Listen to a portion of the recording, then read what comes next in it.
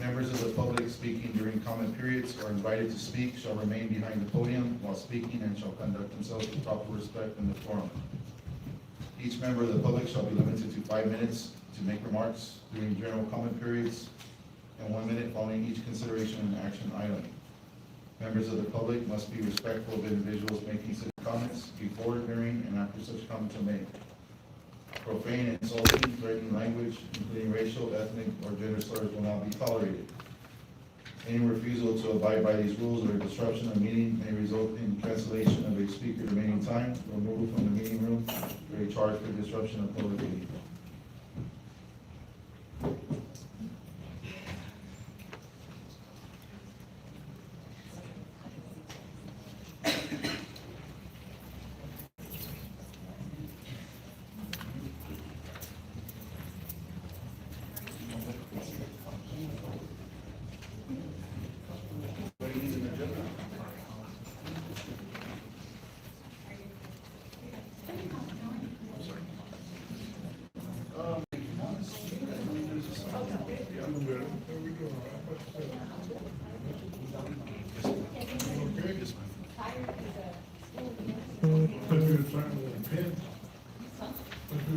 There you go. Okay. Check.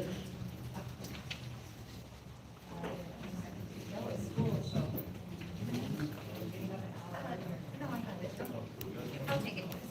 Thank you.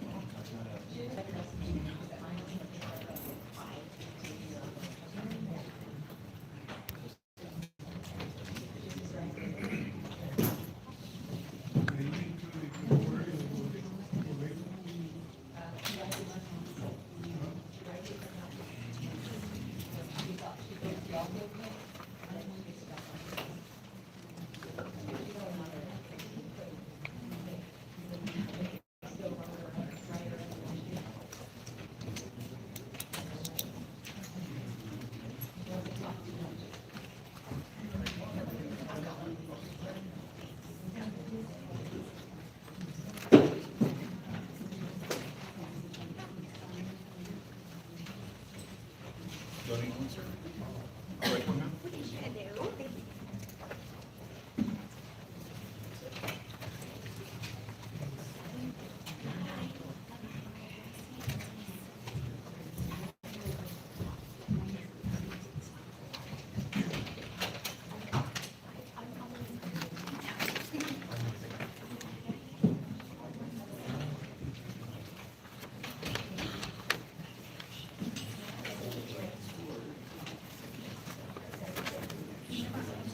Hey, can you hear me? Yes, I can.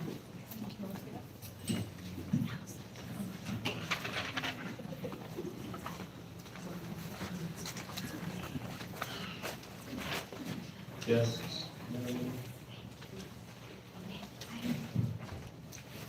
Yes, we can hear you. Thank you. Can you hear me too? Yes, ma'am, I can hear you. Thank you.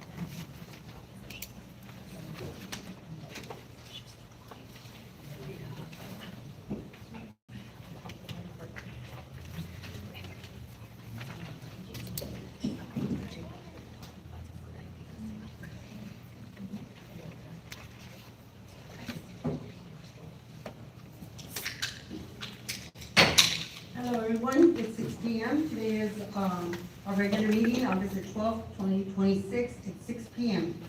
We will start with establish a quorum, invocation, and then we'll say the pledge. Councilperson Dora Barrera is here. Dora Barrera Cantu, excuse me. And then Councilperson Mario Morones is here. Councilperson Jake Lambert is on Zoom. Mayor Pro Tem Francis Flores is here. Councilperson Felix Cantu is here. And myself, Gloria Morales Cantu, Mayor of the City of Floresville. We will start with our invocation. Please stand.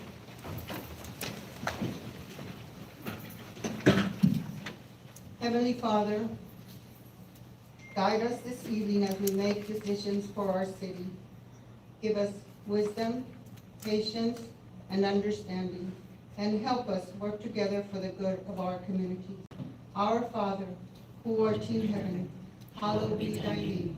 Thy kingdom come, thy will be done, on earth as it is in heaven. Give us this day our daily bread, and forgive us our trespasses, as we forgive those who trespass against us. And lead us not into temptation, but deliver us from evil. Amen. I pledge allegiance to the flag of the United States of America, to the republic for which it stands, one nation, under God, indivisible, with liberty and justice for all. I pledge allegiance to the Texas, one state, under God, one and indivisible.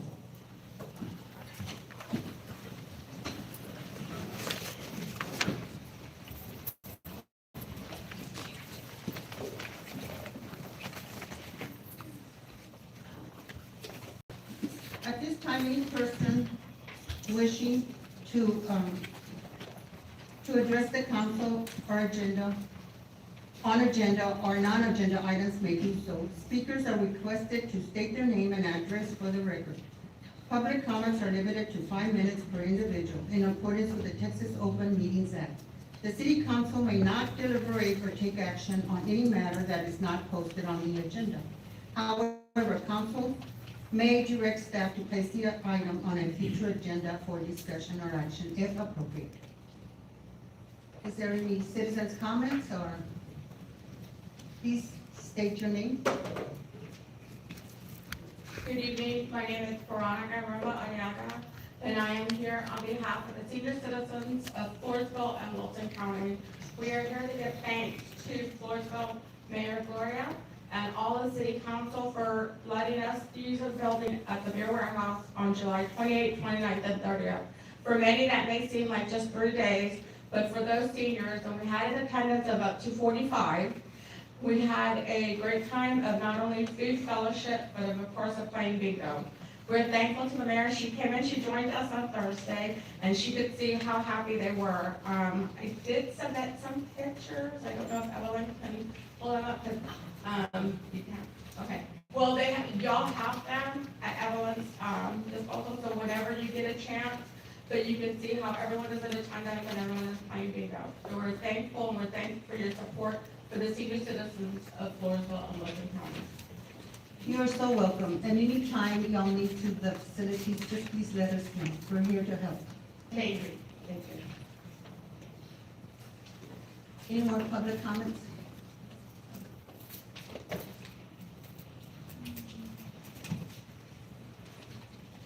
My name is Alfiana, and I am speaking on behalf of Faith Ramirez from Coach, who was unable to attend tonight. So she has asked me to read the statement on her behalf. These are Faith's words. Excuse me. Kind of hear what you're saying. Thank you. On August 5th, I attended what became an employment interview at Floresville City Hall. I had never applied for a city position, completed an application, submitted a resume, or responded to a public job posting. I learned about that opportunity only because Councilman Felix Cantu contacted me and personally arranged a meeting with City Manager Andrew Munoz. Councilman Cantu was present for the entire interview and actively participated. HR was not present for the majority of it. During the meeting, I was repeatedly offered and pressured to accept a position with the FEDC despite never applying for it or participating in a formal hiring process. I was belittled, mocked, and laughed at by Mr. Munoz. He called me a parrot. He admitted that he had intentionally been saying things to provoke a reaction from me, then challenged me to a staring game and said that I would not win. He pressured me to name a salary before I had reviewed the job description or benefits. After I provided a range, he responded, "That's all you think you're worth," and then he urged me to go higher. He questioned why I wanted to give my current employer 2 weeks' notice and told me it would be a rookie mistake not to accept the position immediately. Current city employees were also discussed by name.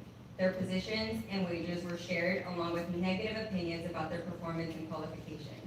Mr. Munoz spoke about cleaning house at FEDC, telling board members how things were going to go. I found it deeply concerning and unprofessional that these matters were discussed in front of someone who was not a city employee and had never formally applied for the position.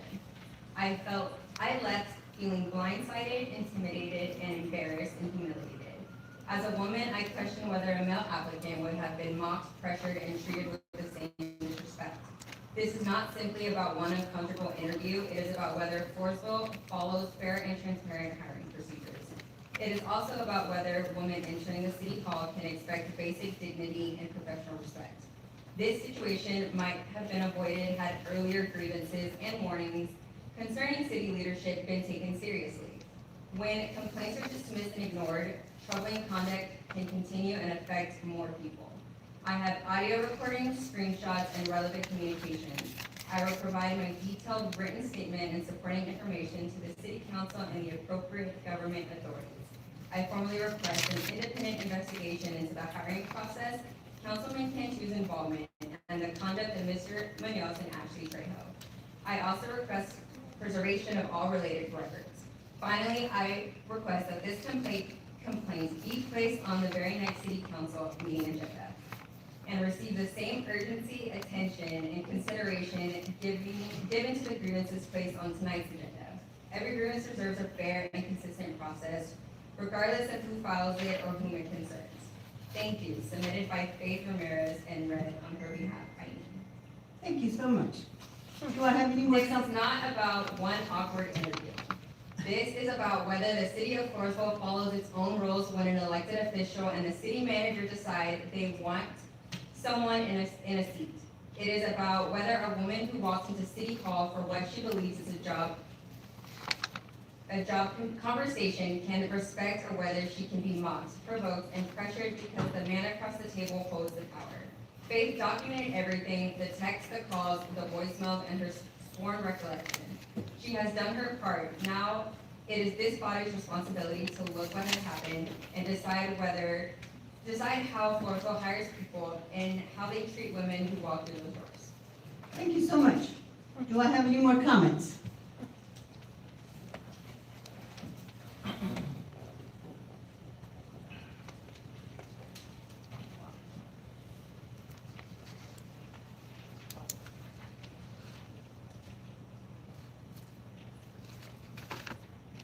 Mayor, Council, City Manager, my name is George Gonzalez and I live in Floresville. Can you speak up, sir? I'm sorry? Speak up. We Speak can up to hear the you. mic. George, we cannot hear you. Okay, I'm sorry. Can you hear me now? Can you hear me now? Okay, my name is George Gonzalez and I live in Floresville at 926 6th Street. Hello? Okay, anyway, Evelyn, can you start his time over? okay, my name is George Gonzalez and I live in Floresville at 926 6th Street. I have been asking the city for years about some abandoned mobile homes and old-grown lots. I've gotten nowhere. This has been years and years and years. Then what I've done now, I'm going to contact Dino and Officer Ralph Zuniga and Juan Alonso. And the same thing, I go and they don't do nothing. Only thing they tell me, it takes time, and it's been 15 months. So again, who do I need to talk to have these issues resolved? I even gave him a paper with all the drawings and locations and what was wrong with the property, and they meet the city ordinances. But again, no one does nothing. So then Felix Cantu told me that I didn't have any proof. So I made a drawing again and highlighted everything that was on the properties. And he told me I didn't have any proof, so he educated me. So I went to the city girl and she stamped it with the date and the time. Now I have proof, Mr. Felix. So we'll see what you do. Because Dino's your brother. So again, I'm limited to time, so I don't have much. Only thing, according to the Wilson County News, when news explained to the city's current ordinance under chapter 92 requires him to give notice to the property owner, who then has 10 days to correct the issue. After the allotted period, the city will either clean it up or pay a landscaper to do the work and give the property owner a bill. If bill is not paid within 30 days, a lien will be placed on the property. Munoz emphasized that under the ordinance, he's required to enforce it. But again, no one enforces nothing. However, he was open to guidance by the council. So what I've been told, the council doesn't want to do anything. So who's going to address these issues? What I know for a fact, they pick and choose. So again, I'm not here to argue with you all, but I wish you all would be fair and honest. My next step was I talked to the gentleman here, Juan Martinez, and I gave him the same information that I gave Dino Catu and Ralph and Juan 15 months ago. He seemed like a man that's understanding. I hope he does the job, because I gave him the same information that I've given the other people 15 months ago. So all I ask is for the city council, the manager, whoever's in charge, if people don't do their job, fire them. You know, it's very simple. You know, because you go and you talk and you talk and you talk and nothing gets done. All they do is pass the buck. It takes time, it takes time, it takes time. I have to disagree. If they don't do their job, they get fired. And like Simmons comes to address you, now I do have proof. I gave him a copy, it's dated, stamped by the city employee, and I gave your brother one too. So all I ask is for y'all to be fair and do your job, or either the city manager or the new code compliance, and quit passing the buck. Because I've been asking for years and years and years, and it's not right. There's other issues, but I'm limited to time, so I think I've made my point. Thank you, gentlemen. Thank you, George. Thank you so much. Moving on. Good evening. Before I begin, I was wondering if you guys can please check the Facebook live feed. Is it live? Are we streaming? Or are we not doing that this time too? Just recording and posting? Okay. Well, my name's Robert McCain, live at 116 County Road 121. Last time I spoke here was my first interaction with local government, really a little out of my comfort zone, if I'm being honest. So that's the first I'm going to go off script here, and then I'm just going to read a little bit about what I want to share, which is not so much pertaining to my grievance that I had the last time I spoke here, which, by the way, 2.5 months into that, I still have no answers. I just want to point that out. Not even so much as city policies and procedures that govern how to handle such an instance have been provided to me. So now I just want to kind of reiterate a little bit more about what I came to speak about. I'm going to mention again that I'm a teacher, and that it's my third day back at school, teaching physics and chemistry, and I'm exhausted. Our class sizes are unbearable at times. I've also got a small business and an overwhelming number of live animals that depend on me that my family is helping care for right now. The point that I'm trying to make is that there's 100 other things I'd rather be doing right now than this. However, I did have a significant amount of concern regarding my experience here the last time I spoke. I'm here because I don't want our elected representatives to believe that if citizens are ignored, dismissed, or treated disrespectfully enough times, that we would eventually become exhausted, give up, and go away. I don't believe that elected representatives should mistreat constituents into submission, which is what it seemed like was happening the last time that the council moved into executive session at the beginning of the meeting when public comments were supposed to start. Maybe there's a reason for that that I'm unaware of, but, as the expression goes, perception is reality, right? So, we may not be privy to all the information, but we know what it's like to be sitting here for over an hour and waiting to speak our minds. In addition to that, after every individual expressed their concerns, it seemed like the matters were all virtually dismissed. It was met with a next, and again, this is only my second time doing this, and otherwise I'd not really be involved in local government, I shamefully admit, had it not been for this situation that I wanted to address the last time I came here. So I'm not sure if that is standard procedure, but I would just like to see a little bit more acknowledgement. So we did have, we didn't get real acknowledgement or indication that anyone really cared about the concerns that were being raised. And again, I could be mistaken, but perception is reality. We did have one or two city council members that made an effort to explain how citizens could get an issue placed on a future agenda. That much I do appreciate, but I was unsuccessful over the last 30 days in getting my particular concern on the agenda. So I'm just here speaking once more on public comments. And I do understand there are limitations on which you can discuss or act upon during public comment, so I'm not ignorant to that fact. But nothing prevents you from, showing the constituents a little bit more compassion, I think, and acknowledgement. That's just my humble opinion. I'm just asking everybody that's sitting here to consider why you are here, whether it's for personal or private reasons. I just respectfully ask that you do what is best for Floresville citizens, or step aside and open a seat for someone who has the best interest of the people in mind.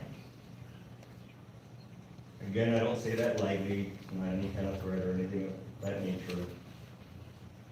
I just think that everybody leaves some degree of legacy when they serve in public office. And I don't think that what happened the last city council meeting should be the legacy of anybody sitting here today. And I just respectfully request that everybody consider the perception of such actions. And I thank you for your time this evening. Thank you. Do I have any more comments? None from the council? None? Okay, we will move on to our public hearing. And Mayor, I have a comment. Oh, go ahead. Yes, ma'am. For the next meeting, I would like the investigation of Ms. Faith Ramirez's interview process put on the agenda, please. And then, as a directive to legal, could I ask some clarifying questions too about the statement Ms. Aviana read on Ms. Faith Ramirez? No, sir, not at this time. That is just public comments that are provided. Thank you. Gotcha. Mayor, I didn't hear what she said. She said, not right now. Did you hear her? Gotcha. Okay. She'll repeat it. Let her repeat it. Not at this time. This is under public comment. Okay. But it could be an agenda item, correct? The agenda item we need to look into, but more than likely it will be an executive session item. Gotcha. Is that it? Mr. Lambert? Yes, ma'am. All right. Yes, ma'am. Okay, moving on to public hearing. The time is 6:19. And public hearing regarding a proposed ordinance amending chapter 117, the coin operating machines of the Code of Ordinance to prohibit game rooms and certain amusement redemption machines. Do I have any comments from anyone? Go ahead. Mayor, on public hearings, we can set a limit. A 1 minute?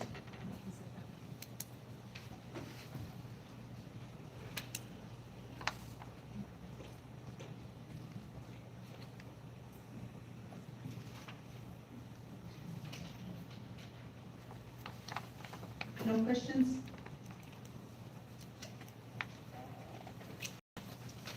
Okay. Then we will close it at 6:20. Thank you. Moving on to consent agenda. All items listed below are considered to be routine by the city council and will be enacted with one motion. There will be no separate discussions of the items unless a council member requests, in which event the item will be removed from the consent agenda and considered in its normal sequence. Approval of the consent agenda authorizes the city manager to implement each item in accordance with staff recommendations. A, consideration, discussion, and possible action to approve regular meeting minutes for July 8th, 2026. Mayor, I'll make a motion to approve regular meeting minutes for July 8th, 2026. Do I have a second?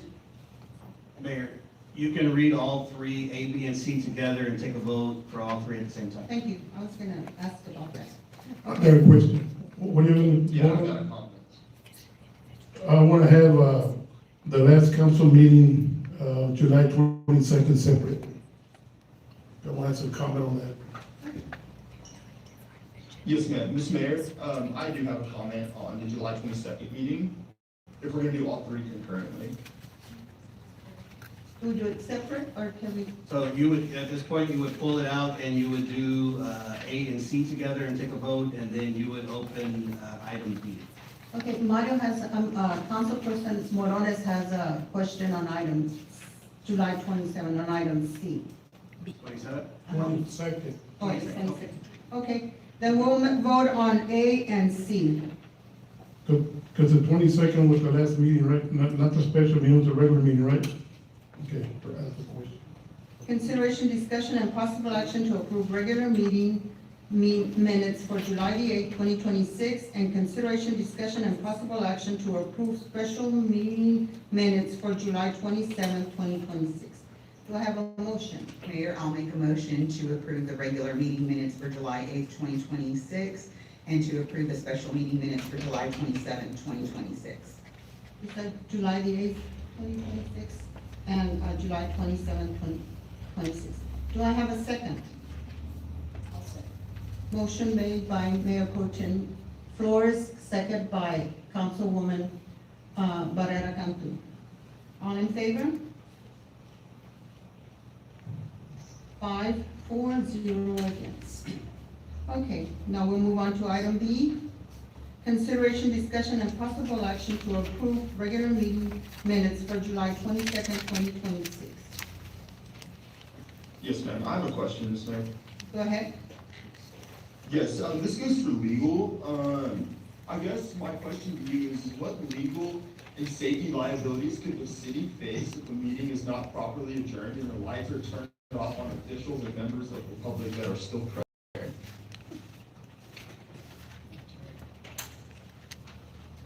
The council meeting was adjourned by the presiding officer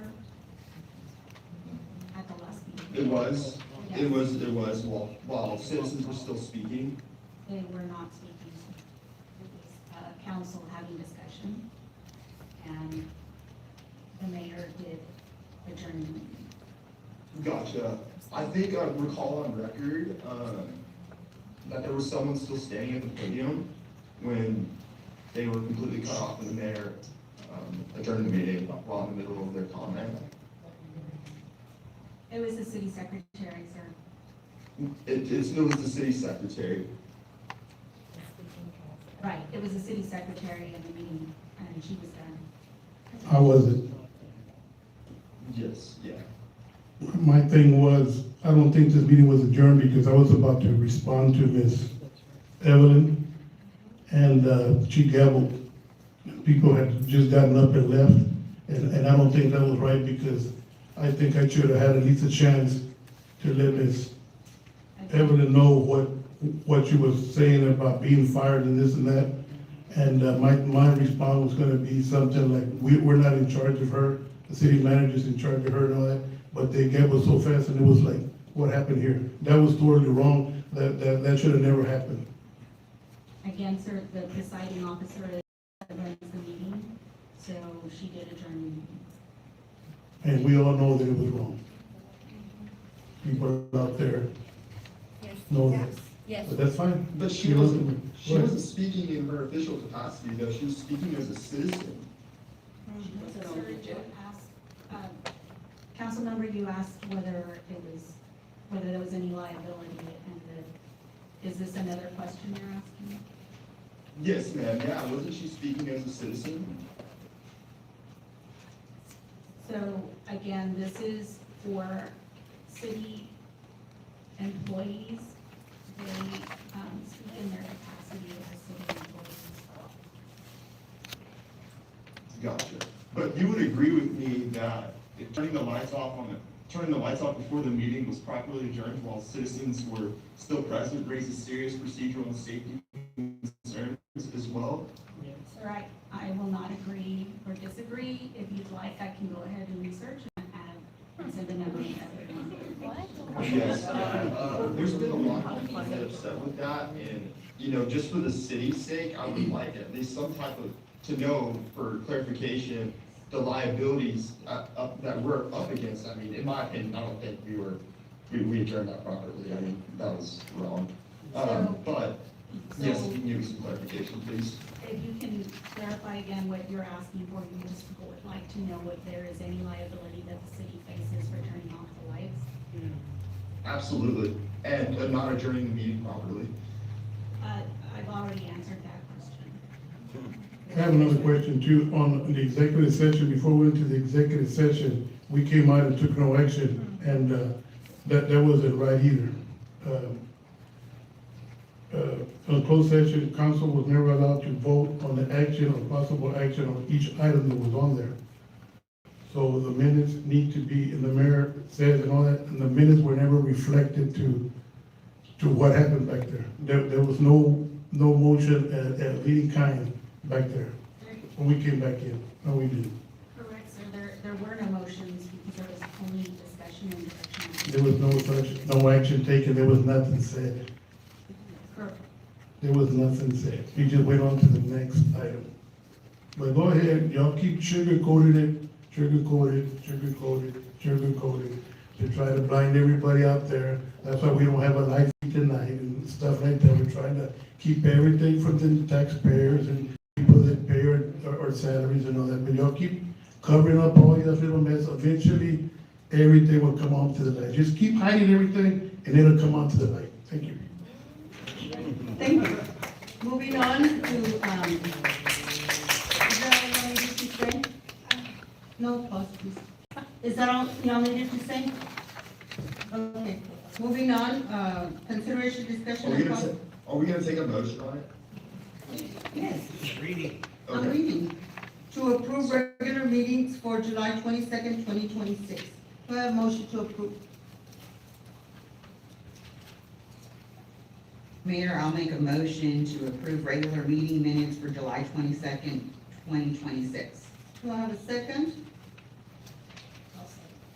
Motion made by Mayor Pro Tem Francis Flores, second by Councilwoman Barrera Cantu. All in favor?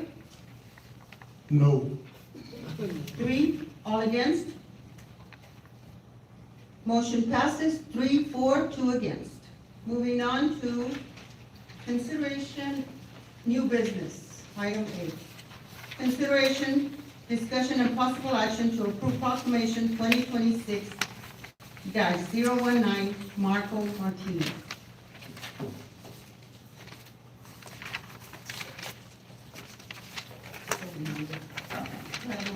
Do I have a motion? Mayor, I'll make a motion to approve proclamation 2026-019 Marco Martinez. And go ahead and read that, yes. Proclamation 2026-019. Whereas Marco Martinez has demonstrated exceptional talent and dedication as an accordion player, proudly representing the city of Floresville through his passion for music and the rich traditions of our community. And whereas his performances have brought joy and entertainment to residents and visitors alike, showcasing the cultural heritage and musical spirit that make Floresville unique. Whereas Marcos's commitment, hard work, and love for music serves as an inspiration to young musicians and reflects positively on our city. And whereas the city of Floresville recognizes and appreciates Marco for his outstanding contributions for representing our community with pride and excellence.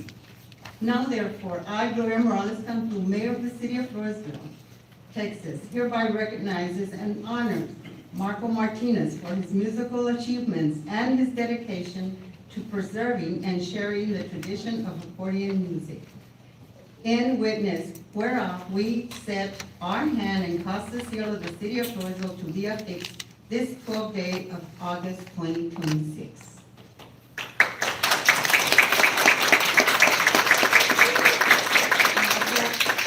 And his parents, can you come up here, please? And council, you already get off.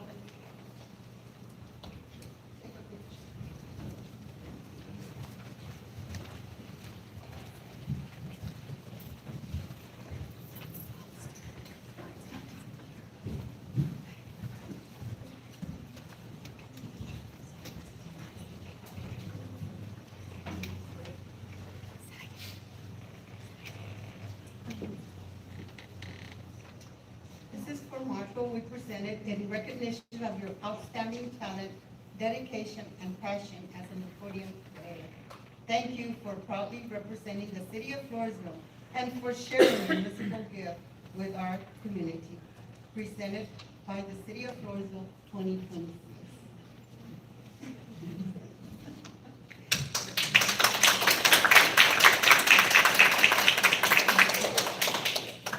Everybody ready?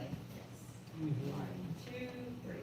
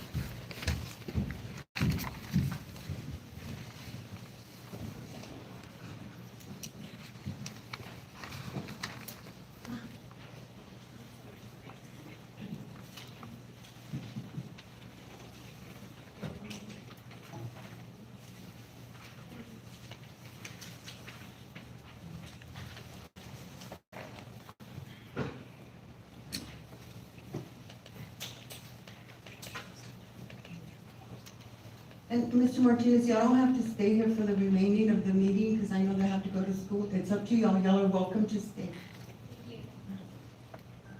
Consideration, discussion, and possible action to approve, item B, 8B. Consideration, discussion, and possible action to approve street closure for a prayer walk on September the 12th, 2026 from 8 a.m. till 11 a.m. Mayor Pro Tem?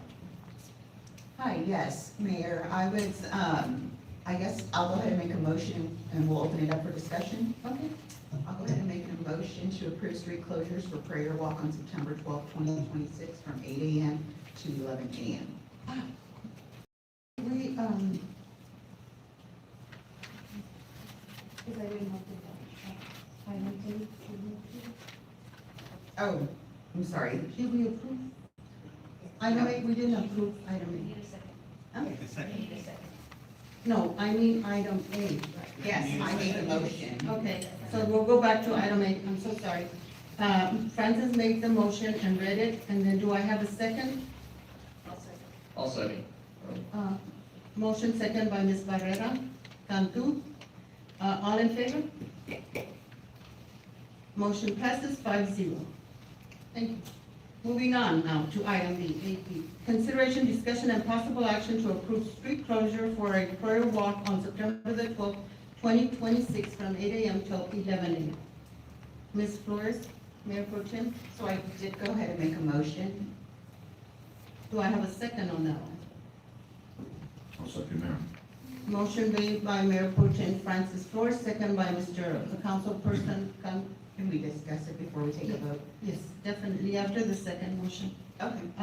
Motion made by, Mr. Cantu. The second motion, now I will ask for any comments or, I have a question.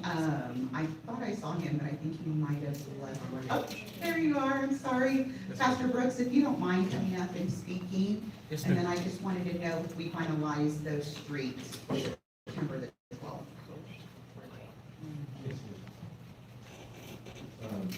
First of all, I would like to apologize for my comments I made a month ago about what I said. I was doing in great faith with what I actually said, but as a person in my position with what I said, I don't feel that appropriate, so I apologize for the things here. Basically, when we come with the prayer walk, it's basically we're praying for the perimeter of the city, pretty much. The infrastructure and the things in this particular area here. The thought process behind it is to pray for here in the area here, and then pray for the actual city council or the building or this particular base here where all the decisions are made. So that everybody can still agree or disagree for anything it is, but still have the Floresville, the city itself at the heart of everything and still be able to get things done here. So that's the premise of having the actual prayer walk for this particular, it starts in the heart, right? When everything starts in the heart of everything, and then wherever it starts here, it actually disperses and goes out. And then after that, after we've done the actual perimeter, we're gonna have teams of probably 4. So basically, we'll be walking in the area of the downtown area, and it'll be a group going here, a group going here, and then going pretty much to all 4 sides. And then after we pray and do the things that we have as far as we have prayer points, we'll come here, and for anyone, the city, who part of the city, whoever who would like to have prayer or want a special prayer for themselves, we will have like a prayer where we'll be able to pray for those particular people for whatever the situation is from 8 to 11.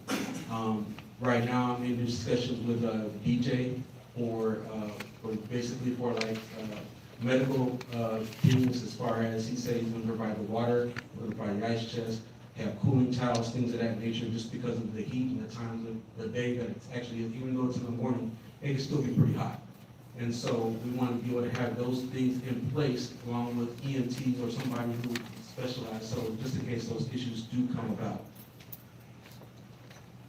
So that's pretty much the gist of the prayer walk itself. And I also, I just encourage everyone from the Floresville community, if you're listening on Facebook or wherever you're listening, that come and participate. And even if you don't walk, but come and meet your fellow Floresvillians, and just be more of a community, be more involved with each other. I have shirts that were made, and it was Galatians 3:28. And basically what Galatians 3:28 means is that no matter who we are, but in Jesus Christ, we're all brothers and sisters. And that we come from different walks, we come from different standards and different things in religions and just how we live. But we still can be here for one reason. And that's the whole goal for this, and that's to bring people together. Pastor Brooks, I'm reading here, so the prayer is to be on September the 12th, Yes, on a Saturday. and it says at 8 p.m. I'm sorry, it should be. It's a very, no ma'am, 8 a.m., 8 a.m. to 11 a.m. Thank you.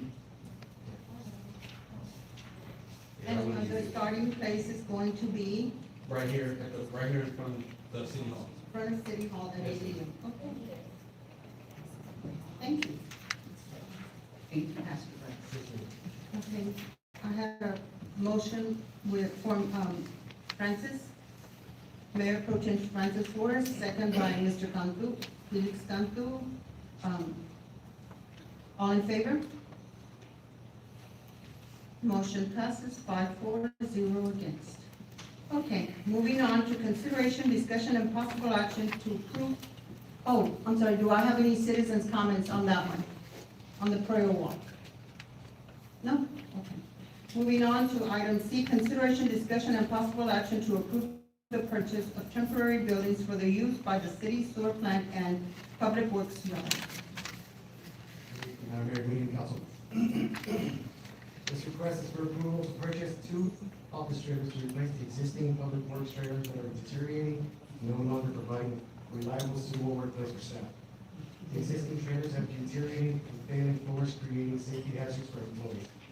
Ongoing air conditioning issues, the roofs are leaking, creating maintenance concerns and potential damage to interior workspace. The overall condition of the trailers is becoming less reliable for the staff daily operations and employee working conditions.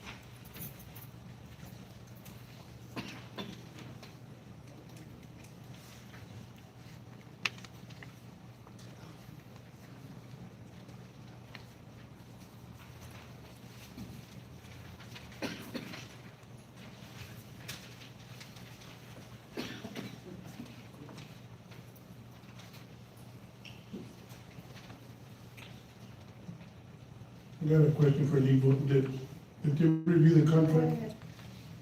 Mayor, may I please have the floor? Yes. Thank you, ma'am. Thank you. Was it, No, sir, I did not review the contract. If you'd like to make a motion, you can make the motion for approval pending legal's review. I just want to make sure that everything's legal, and I stopped by, I know that some of us probably didn't see the building, but I've gone in there because right now, I know we're not talking about everything, but the city needs everything, but we have to budget just like we're at home with our checkbook. Just because we want something doesn't mean we're gonna go get it, and, you know, are we gonna race again to pay for this, building or what? But there's so many questions. But my thing is, I did stop by and I see that building is leaking, the floor is broken and stuff like that. But, you know, sometimes we just gotta work with what we have. It's good to plan ahead, but a lot of times we're just spending and spending and spending and just raising and raising and raising. So we have to have a plan, you know, of what we're doing, and I don't believe, you know, if something's broken down, let's go buy it, But in this case, I think that is good, but on the future, I don't know if we bid this job or not, but it would have been good to bid it around here in Wilson County. Maybe there's someone that's locally that can make some money too, since they're a local business. Maybe not, and then we go out, that's fine, but we need to always look for our local businesses first, and I don't know how, if this has to be bidded or we have to bring it to, you know, are we doing everything okay legal? That's my question. Sir, I was just told that this was through the buy board, so it does not need to be reviewed by legal because that's already been approved. That's fine, but my thing in the future is just like, why not bring it here first and see if there's local businesses that can bid a job? Maybe they'll feed their family because they're here and they're local. I'm not saying that they have one, but if we're gonna just be buy board and whatever you call it, I'm not familiar too much with it, but I like to, any kind of bid, it'd be nice over, I think we have something to over 50,000 we bring to council, or 75, what is it? 50, about 25 actually. And stuff like that, it's kind of like going overhead and not asking anybody, so I'm not saying that's what y'all did, or y'all did everything the right way, but in the future, I would like to see if we can get bids for something like that. We did have, David Painter did call around and there's multiple quotes in your book, so we didn't go directly just to buy board to see what we could get here actually locally. It was more of a mobile home, so it had carpeting, which we don't need, we don't want at the sewer or at the yard. So that's why we're going with the modular, because it's more of office, for sanitary, for safety, that kind of thing. So it's more of an office office type thing, not a mobile home.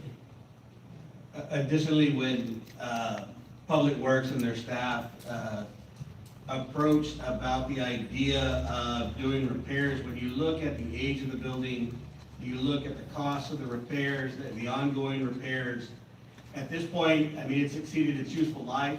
At this point, it's not cost effective, which is why we discussed this during the budget session. This is not coming from the general fund, this is coming from your enterprise funds. You do have funds available for that. And under both, under your water and sewer funds for this, and that's where it's going. We did look around, we did shop around. Again, it did not meet the needs. When you go into a technical specification, coming before council, we would have to define every aspect of that technical portable building. I don't think we would have to hire an architect or an engineer to put that together for us, which is an additional cost, which is why, based on the safety that you had mentioned before, for the safety of our employees, it was best to do a buy-board option, and that's what they presented. And I said, by all means, let's present it to the council for their approval to address this need. But again, this is something we did discuss during the budget session. Thank you And for Public clarifying. Works- Mayor, I have a question. Public Works is being cost savings. There are 3 trailers out there, and they do feel one trailer still has life to it. So we aren't doing all 3 trailers, we're doing just the first one. So one does have dilapidating flooring and other problems there, and then wastewater does have roof issues that were gonna be thousands of dollars, AC issues, and all kinds of issues there. No, don't get me wrong, Thank you, I stuck my. Cindy. Go ahead, Thank you, good. go ahead, Mr. Lambert. Thank you, Mayor. Councilperson Lambert. Thank you. Just a couple of questions. So they are gonna be, temporary buildings, correct? What would they be used for afterwards? So for, This can go to the city manager. well, The finance director and the public directors have been handling this project from the beginning, and they're more detailed, so I'll defer to them. so it's temporary for wastewater. There is a plan, it's of course down the road, of actually having one building with the lab and for the offices for them. When that happens, when we are able to do that, that building would go and replace the second trailer at the yard. So that's why it says temporary, Gotcha. is because it's temporary for wastewater, because then it would replace the one at the yard. Gotcha. So have y'all looked into, potentially, refurbing the trailer that we do have? And have you done a cost analysis on whether to buy new or completely refurb, where we could potentially save some money, or is it a safety issue at this point? I'll take it. So it is a safety issue at this point, and not including the floors, just the roof, the leaking roof, and the AC alone at the wastewater treatment plant is coming out to roughly $18,000 before we get into, like I said, the dilapidated floors and other safety issues that we have issues with in the trailers. Thank you, David, and I know we discussed this during the budget, so thank you for repeating that. Go ahead, Mr. Lambert. So if this is a safety issue, already, are y'all still, occupying the trailer out there right now? So right now, we're putting Band-Aids, we're using plywood to pretty much patch up the flooring, and pretty much working with what we have to make it as safe as we can, but yeah, we can only do so much. Gotcha, thank you. Go ahead, Ms. Councilwoman Barrera. I just have a question. I see that there's bids for a new one and a used one. Have you seen them? I mean, is the, So I guess, I did have a picture sent to me, they are not local, so I had pictures sent, and those pictures don't represent, because they will be be modified to our specs, but, we have seen pictures of the trailers. just wondering if it would be good enough to go with the used or? Yeah, so we are gonna be purchasing the one used that they have, and the other one has to be new, which was probably the best, because that's gonna be a permanent, so. No, ma'am. Do I have any questions from anyone else? Okay, with that said, do I have a motion? What is the cost gonna be, David? I know it's right here, but I just wanna make sure. cost will be $224,631. With the new trailer being $138,736 and the used being $85,895. So you're gonna get two? Were you purchasing two, right? Or Yes, just- one for wastewater and one for water, for public works here. Just a reminder, Mayor, citizen comment. Yes. Do I have any citizens' comments? Do I have a motion? Mayor, I'll make a motion to approve the purchase of temporary buildings for use by the city sewer plant and public works yard. Motion made by Mayor Pro Tem Flores. Do I have a second? Mayor, before the Second by second, Councilwoman, Barrera Cantu. Yes, Mr. Lambert? yes, ma'am, just to remind me where the money's gonna be, coming from if this passes. Yes, it'll be included for next budget out of their capital outlay. Yes. Okay, thank you. All in favor? Motion passes 5-4, 0 against. Item D, consideration, discussion, and possible action to approve contract for service with Wire Water for the City of Floresville Hospital. Here's $250 NG, proposal cost in the amount of $521,064. Good evening, Madam Mayor, good evening, Council. This request is for the authorization to proceed with the hospital well tower renovation project. This project includes structural repairs, interior and exterior coating and painting, corrosion control, safety enhancements, and other rehabilitation work necessary to extend the tower's service life, protect water quality, and maintain reliable water service. The total project cost is $521,064, and would be produced through require utilizing the TIPS cooperative purchasing contract. This procurement method will allow the city to efficiently complete these water CIP improvements while supporting current and future water system needs. Do I have any citizens' comments? I just want to say this is part of the budgeted, the 2026 bonds that were taken out in January. This is one of the projects that were budgeted for that. Also, Mayor, just another quick update. This was on our last agenda. It was just tabled because of the Amount. Right. The amount was wrong, okay. I have a question. Go ahead. Did legal look at the contract and, why wasn't there a complete contract in the packet? No, legal did not review the contract. I was just informed that it is a TIPS contract.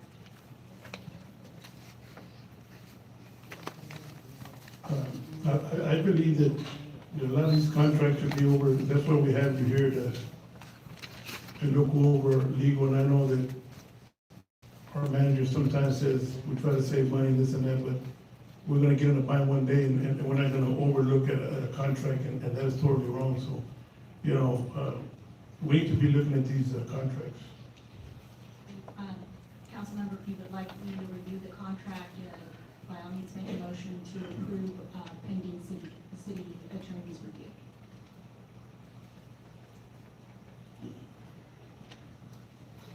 Mayor, I have a question. Go ahead. Did you give me the floor, Mayor? Yes, I did, go ahead. Quick question. Why are we paying legal services? They're not reviewing the contracts.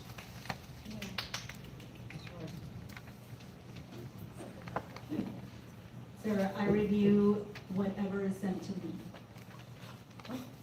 Gotcha. So, if the contract isn't sent to you, then if there's 17 contracts that are pushed to the city and they're just reviewed, they're not reviewed by legal. Is what you're saying? No, sir. What I review is what is provided to me by city staff based on either city policy or other items, for example, like the buy board. Those are contracts that have already been approved previously. Well, I would like to give a directive to the city manager that every contract the city receives from here on out gets sent to legal. Noted.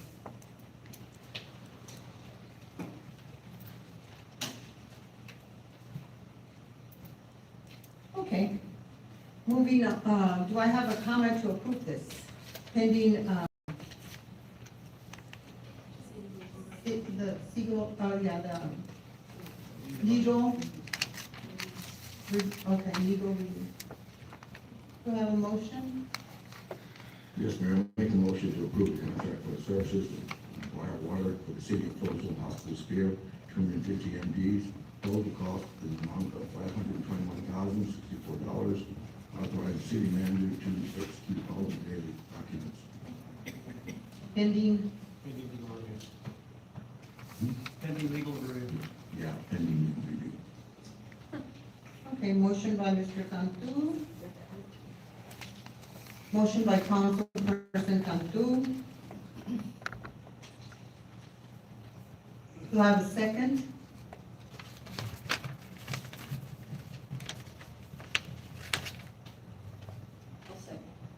Second by Ms. Dora Barrera. Councilwoman Dora Barrera Cantu. Do I have any citizens' comments? None? All in favor? Motion passes 5-4, against. Moving on to item E, consideration, discussion, and possible action to appoint new members to the 4A board to include any reappointments of current member, appointments to fill vacancies and replace existing members. Good afternoon, City Council and Mayor. This request was introduced last meeting. We are looking to have 3 appointments of qualified individuals to serve on our Floresville 4A court. We are needing to get intended membership to meet quorum. We currently don't have that, so we are looking to you all for appointments.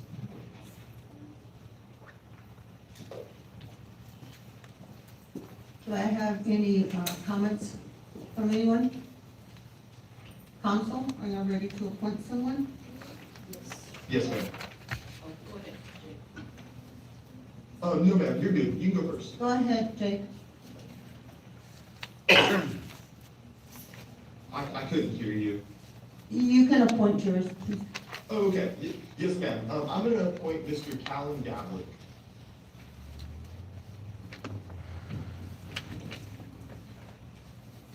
Okay.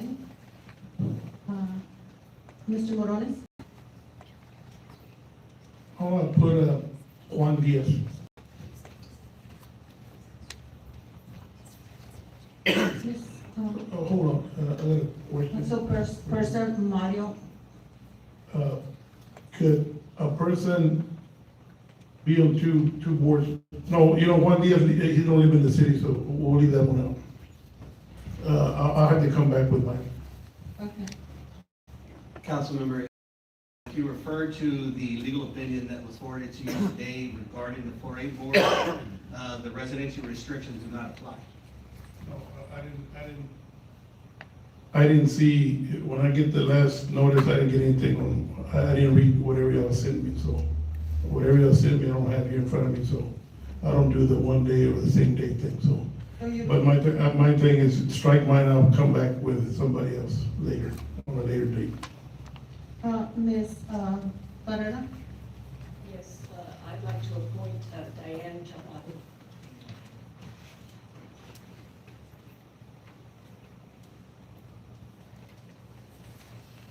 How about Mr. Felix?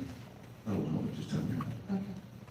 So, Mayor, just a reminder, at this point, your 4A board is only 5 members.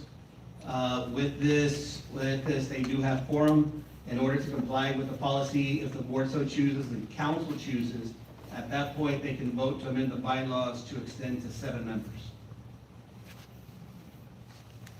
so they will have a quorum if these 2 people go in? Correct. All righty. I have a question, Mayor. Go ahead.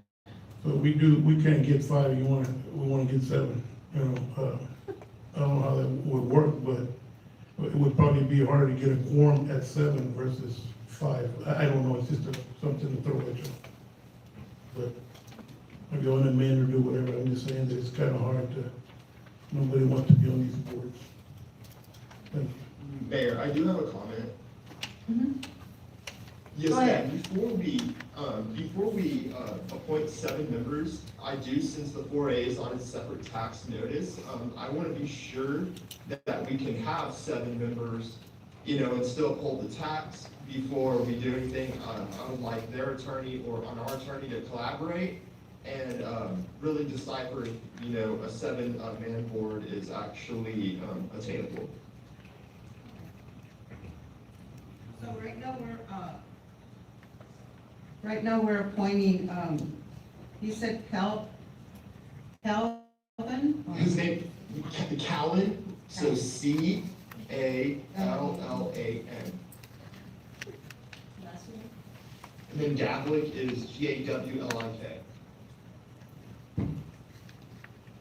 Okay, and, Ms. Barrera is appointing Diana Chapa? Diana Chaparro. Chaparro. All in favor? Do we need a We motion? have, can we do them separate or together? During your discussion, now that there's a motion that has been made and a second, we can decide whether anybody wants to hold or you can put them all together.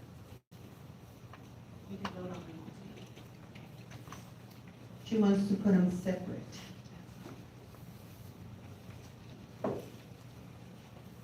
Yeah, I say we stay pretty consistent because the last time we voted on them separately. Okay. So we'll do,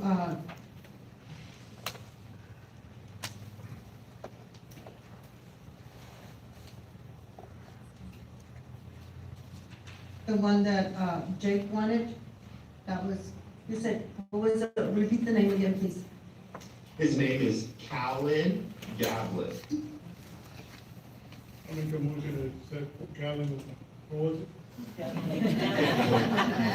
He said it, right? All in, okay, motion made, but that was a motion you want to put, Mario second, Yes, Mr. yeah, Moro, we can carry that. Councilperson Morones, seconded. Okay, we're gonna vote on that. All in favor? All against? So you all for it? Say we redo that So, vote. it was 4, and 1 against. Okay? The next one is for, Diana Chaparro, appointed by Ms. Councilwoman Barrera Cantu. All in favor? Oh, you made a motion, and who, I need a second. I'll second.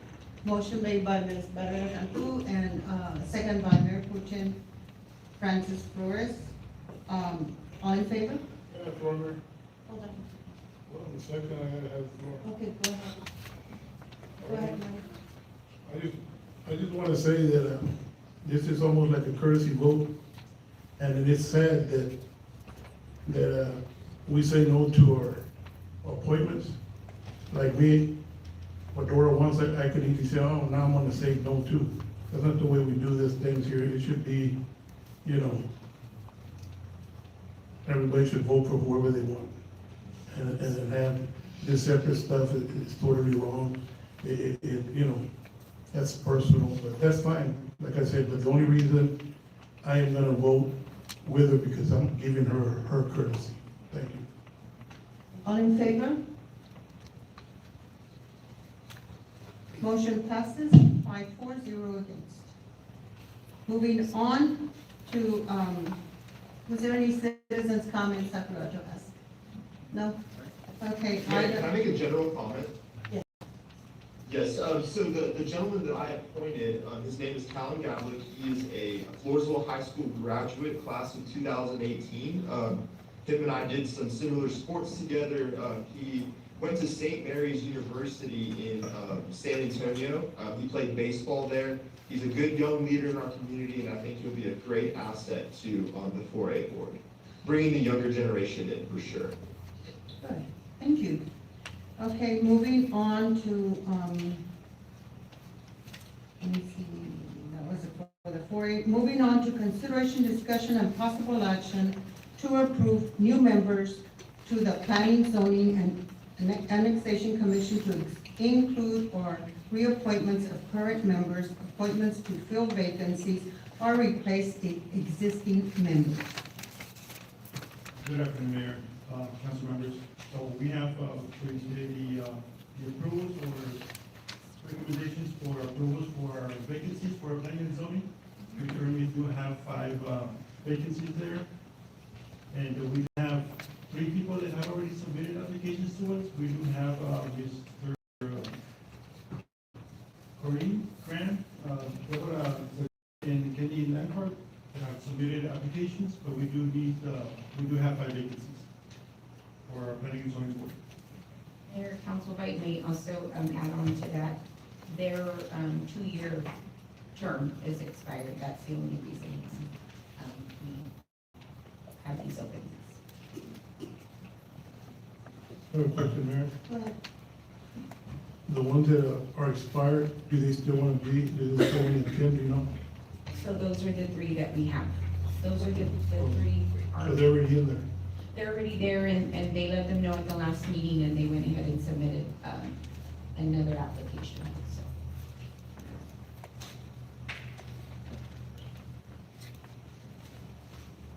Do you have anybody that wants to appoint someone? Yes, ma'am, Mayor, I'll appoint Kenneth Lampard. Yeah. Let me Okay. say, may I make a motion to appoint Okay. Kenneth Lampard? Motion made by Mr. Councilperson Lambert. Do I have a second for that? A second. Second by Council Morones. All in favor? Motion passes 5-4, against. And that was Mr. Lambert. Thank you. Okay, do I have Yes, ma'am. another one? Is this gonna be like a courtesy toward each councilman, or how's that work? We're gonna vote on that, Mr. Councilperson. So we're not getting one, or I'm asking the question? Yes, go ahead. Good. Because I'll wait on mine for the next time around, and see if one of the 3 want to stay and vote on one of the 3, because we're not voting to keep the 3, right? Who? Is anybody here from the planning and zoning that wants to stay? Can I make a comment, please? Yes, ma'am. I mean, let the mayor ask you, she got the floor. Good evening, council and mayor.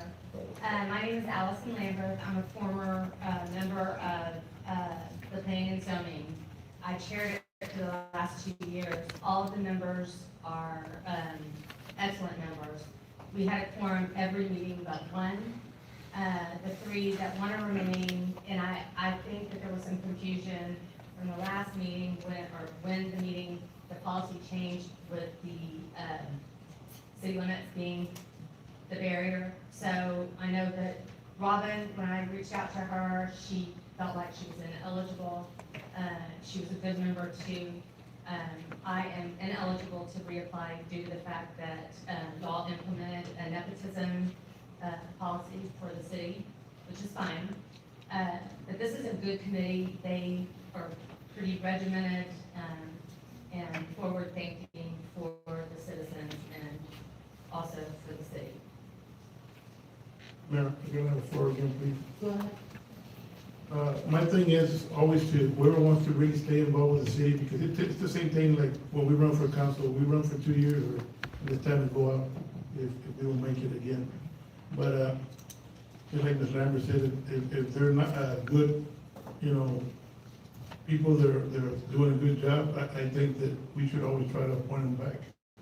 And, that way, they're working hard, they know what it is. When we change these boards and just change them completely, they come in blind. So, we need a couple of them that need to stay, to show the one that's coming up next, to show them, what's going on with the city or whatever. So, I mean, my thing is, I'm gonna wait on mine for the next meeting. And, if I don't know what they're replacing or what they're doing, but if one of the 3 that still wanna stay, just, send me an email or call me or something, and I'll try to stay with one of the 3. Again, we do have 3 applicants. One of them was just appointed by Mr. Lambert. But we do have, again, Corey Graham and Laura Segovia. They both applied for the planning zone. We do have 2 other members that have applied.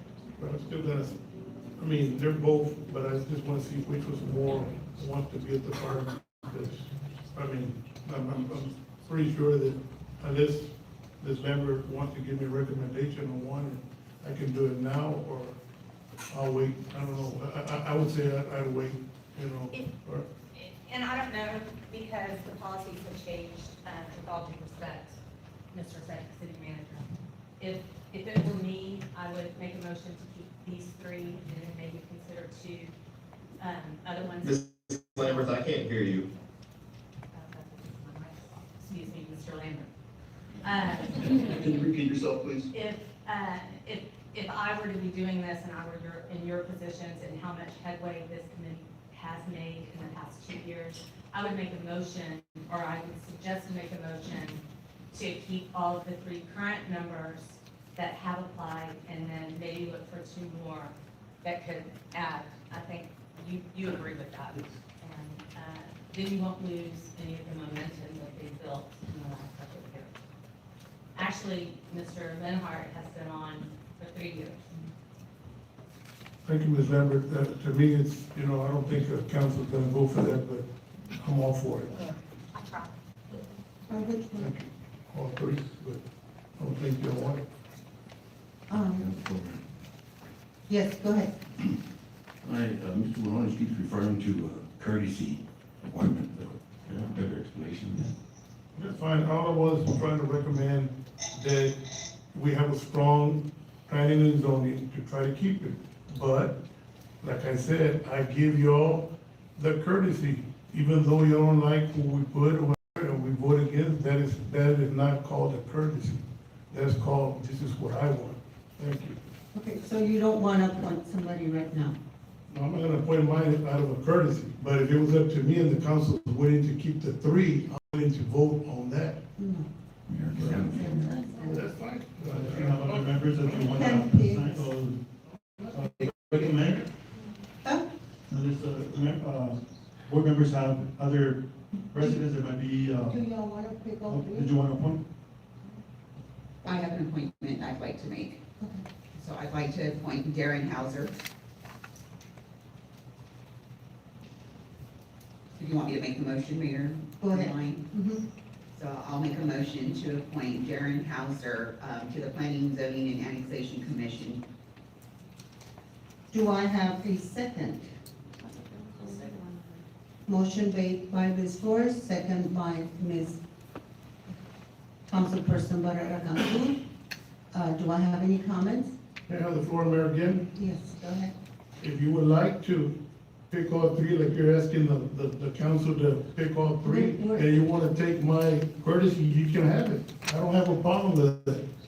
So don't say, do y'all want to pick all 3? If you want my courtesy, you can have it, Mayor. I don't know what you mean by that. You know what you said right now, Mayor? Go ahead, we have a Wanna pick motion all on 3? the floor. I asked them. Yeah. You know what you do. So we have a motion. We need an appointment. We have 3 members that have already applied. If you would like to designate them to our boards, you are more than welcome to. Ms. Flores has a person she wants to appoint, okay?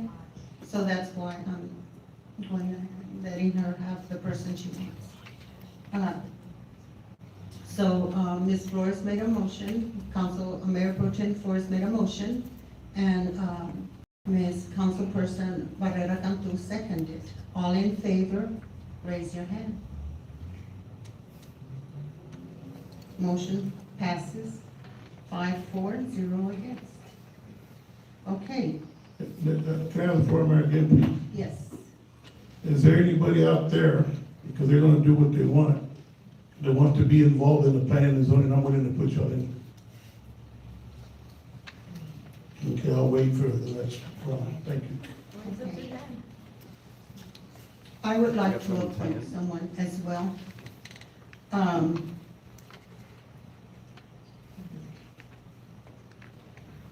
I would like to move from FEDC. I would like to appoint David Jimenez to the Planning and Zoning, if it's okay with you, Mr. Cantu. Moving from FEDC to the Planning and Zoning. That's fine. And that is my, I can pick somebody. Yes. Can you make the motion for me? Wait, Mayor, I've got a question. Hold on.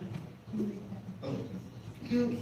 Can I make that motion? Because I was allowed to pick someone the last time. Yes, ma'am, if the policy allows it, which is what we're going off of, then you can make a motion. Okay, because I was able to pick on the last. Is the person that you're nominating currently on the FEDC. FEDC? And that was Mr. Cantu's pick. And so has this person resigned, or will they be resigning because they cannot be on the board? No, I'm gonna just move him, can I just move him from the FEDC to the Planning and Zoning? So you can nominate him to be on this commission, but then you need a resignation from him for the FEDC. There's no moving board support. So we just need a resignation from him. Just for clarification, there's an appointment. He already sits on an existing board, there's an appointment. Under the policy, each one is entitled an appointment. The policy states you cannot be on two boards at one time. And it may just be worded incorrectly, I don't know, I don't want to speak for the mayor. But if you are appointed to a different board, is that not a new precedence? Or how does that work? I mean, because the policy doesn't state that, or doesn't address the movement of one individual to another board. But in the past, we've had the same situation. And you've gone from one appointment to another appointment. And so we've allowed that in the past. So I'm just, for clarification purposes, are we gonna stay consistent, or are now we saying, if you get appointed to another board because there's someone that feels you're better suited for that board, that individual has a choice, or your appointment is based off what the council has? Because when you apply, on the application, you can put one or multiple boards, you don't get to select the boards. So the appointment is based off of council. So if council appoints you, do you have to accept or reject the appointment? If a resident has submitted an application, they still are able to state that they're not able to serve. So yes, they can reject the appointment. So that's why I was asking that if this person that you are, resident that you're wanting to appoint, then they would need to resign from the FEDC already appointed.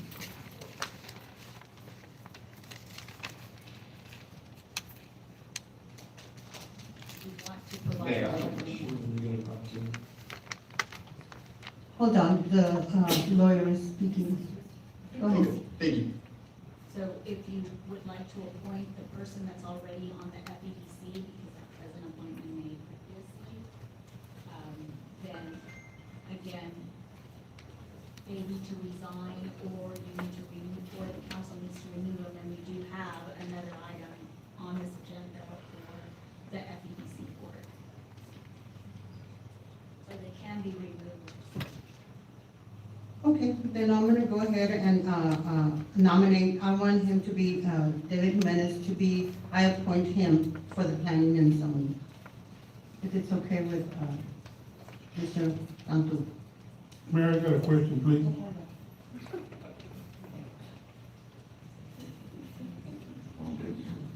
Is it okay? Yeah. Okay. Yes, it's not.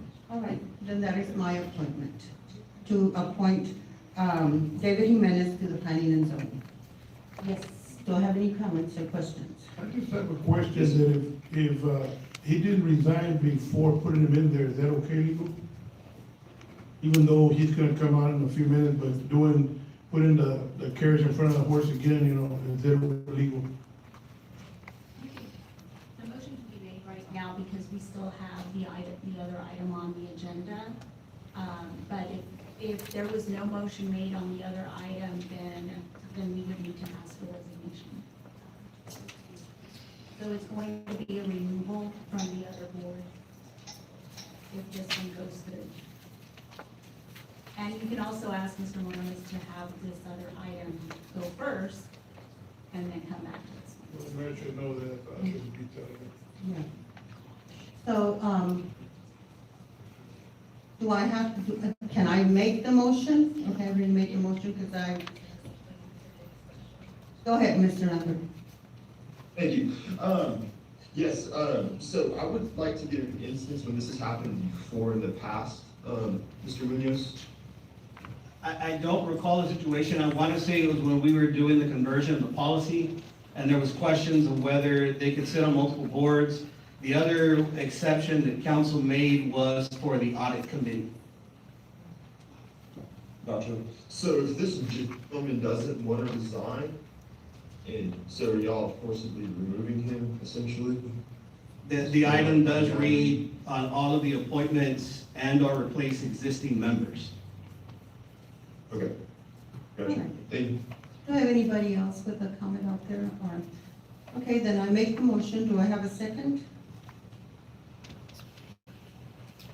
I'll second, Mayor. Motion made by myself, second by Ms. Mayor Pro Tem. All in favor? 3, 4, and all against? 1. Motion passes 4, 1 against. Next, I got a question for legal. It's okay for her to make the motion, I just want to make sure that if I raise my hand, she can make a motion. Yes, that was what we discussed. Thank you. It's based on the policy. okay, moving on, and I didn't vote. Should I vote it? No. Consideration is, Ma'am, I got a question. yes, go ahead. Do you want to make a motion for my pick or no? Yeah. For Mr. Kenneth Lambert? Oh, we already did. We already did it. That was the first one. I don't believe we voted on it. Yeah, we voted, we voted, but one voted against. Out of courtesy. Understood. Thank you. I thought it was, okay, I thought that was for Mr. Callen. Yeah, that was for Okay, that's fine. Yeah, we voted for it, Right? My apologies. Yeah, my apologies. okay, and we voted for this one, and then, Francis, did we vote for? Yes. We voted for all three of us. Okay.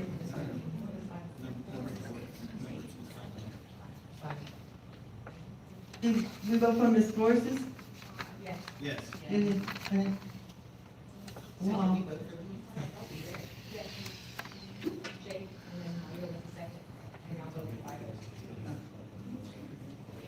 Yeah, we definitely didn't vote for it. I know we voted for the public, but only a part. Correct. So just for clarification, Mayor, this is the 5-member Planning and Zoning Commission. Right now, you have successfully appointed 3. In order for them to have quorum, we need 1 more appointment, if not both, but at least 1 more. And that's for the planning and zoning. Correct. Which one of the one that exists already can be in it?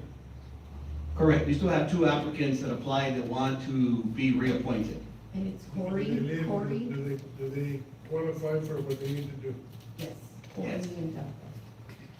Oh.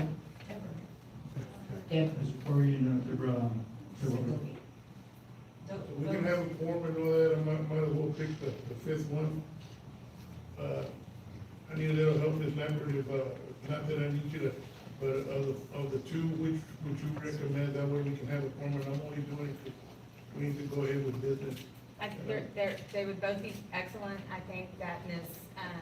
Segovia has a lot of experience with, she worked for, SADA in San I make a Antonio. motion to accept that name, please, say it a little louder. Deborah Segovia. Deborah Segovia. Deborah Segovia. Govia. Segovia. Segovia. They're both good though. Let's go ahead and go with that, just so we won't have to be waiting and I know that they've been there, so I'm good with either one. That's my motion. I'd like to make a motion to appoint the other. Go ahead, whoever you want that one, go ahead. Like I say, Both can be reappointed, you have two positions You open. already appointed somebody. yeah, but they wanna show that they're gonna take my pick. So go Hold ahead, if they on, want hold it, on, have it. hold on, no. Let's do Mario's first, okay? You picked one, so what's another one? No. She picked for No. 4A. Right now, you've appointed 3. Your appointment is number 4. Councilmember, hers would be the 5th and final pick on the Planning and Zoning Commission. Okay, So right we're now, gonna what the go- motion, or what the ask is, with your motion, is your appointment. So what is pending is a second to appoint the 4th individual out of 5 on P and Z. And that would be Ms. I'm sorry, I didn't hear the second. I'll second. Motion made by Mr. Councilperson Morones, seconded by Ms. Flores. All in favor? Motion passes 5-4-0 against, and the remainder one is Cory. Sorry, Grant. Motion wants to be made, Ms. Councilperson Barrera Cantu made the motion for him, and, do I have a second? I'll second. Second by Mayor Pro Tem Flores. All in favor? Motion passes 5-4-0 against. Okay, now we have that completed. Moving on to consideration, discussion, and possible action to approve ordinance 2026-023, coin-operated machine ordinance. Good afternoon, Mayor, council members. We bring to you the proposed ordinance repealing the existing chapter 117 of the Code of Ordinances and adoption of the new ordinance prohibiting amusement redemption machines, gambling devices, and game rooms within the city of Floresville. The city of Floresville had, a few years back, had adopted the ordinance primarily to permit, issue permits and locations of operation machines. So right now, what we have an increase of crime activities, including illegal gambling, theft, criminal trespassing, and other offenses that threaten the health, safety, and welfare of our citizens. That's why we are asking for the removal of the commission operations. We'll give ample time to our current businesses that do have current operating machines, ample time on notices so that within a certain amount of time, they would have to cease operations of the machines. Thank you. Let's recommend approval of this ordinance. Can I have the floor, Mayor? Hold on. Do I have, let me do the first and the second. Do I have a motion to approve?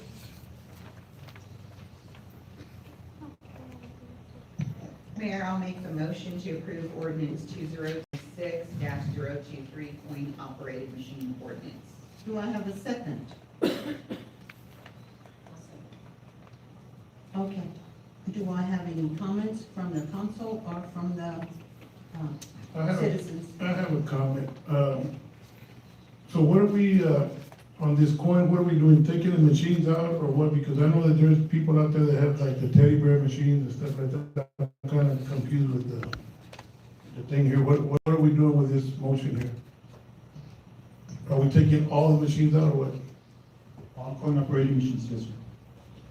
And why are we doing that to where it's not gambling? To have somebody come in and buy a bubble gum for your kid, or they try to get a little teddy bear, whatever. I can understand maybe the gambling machines, but to get rid of all the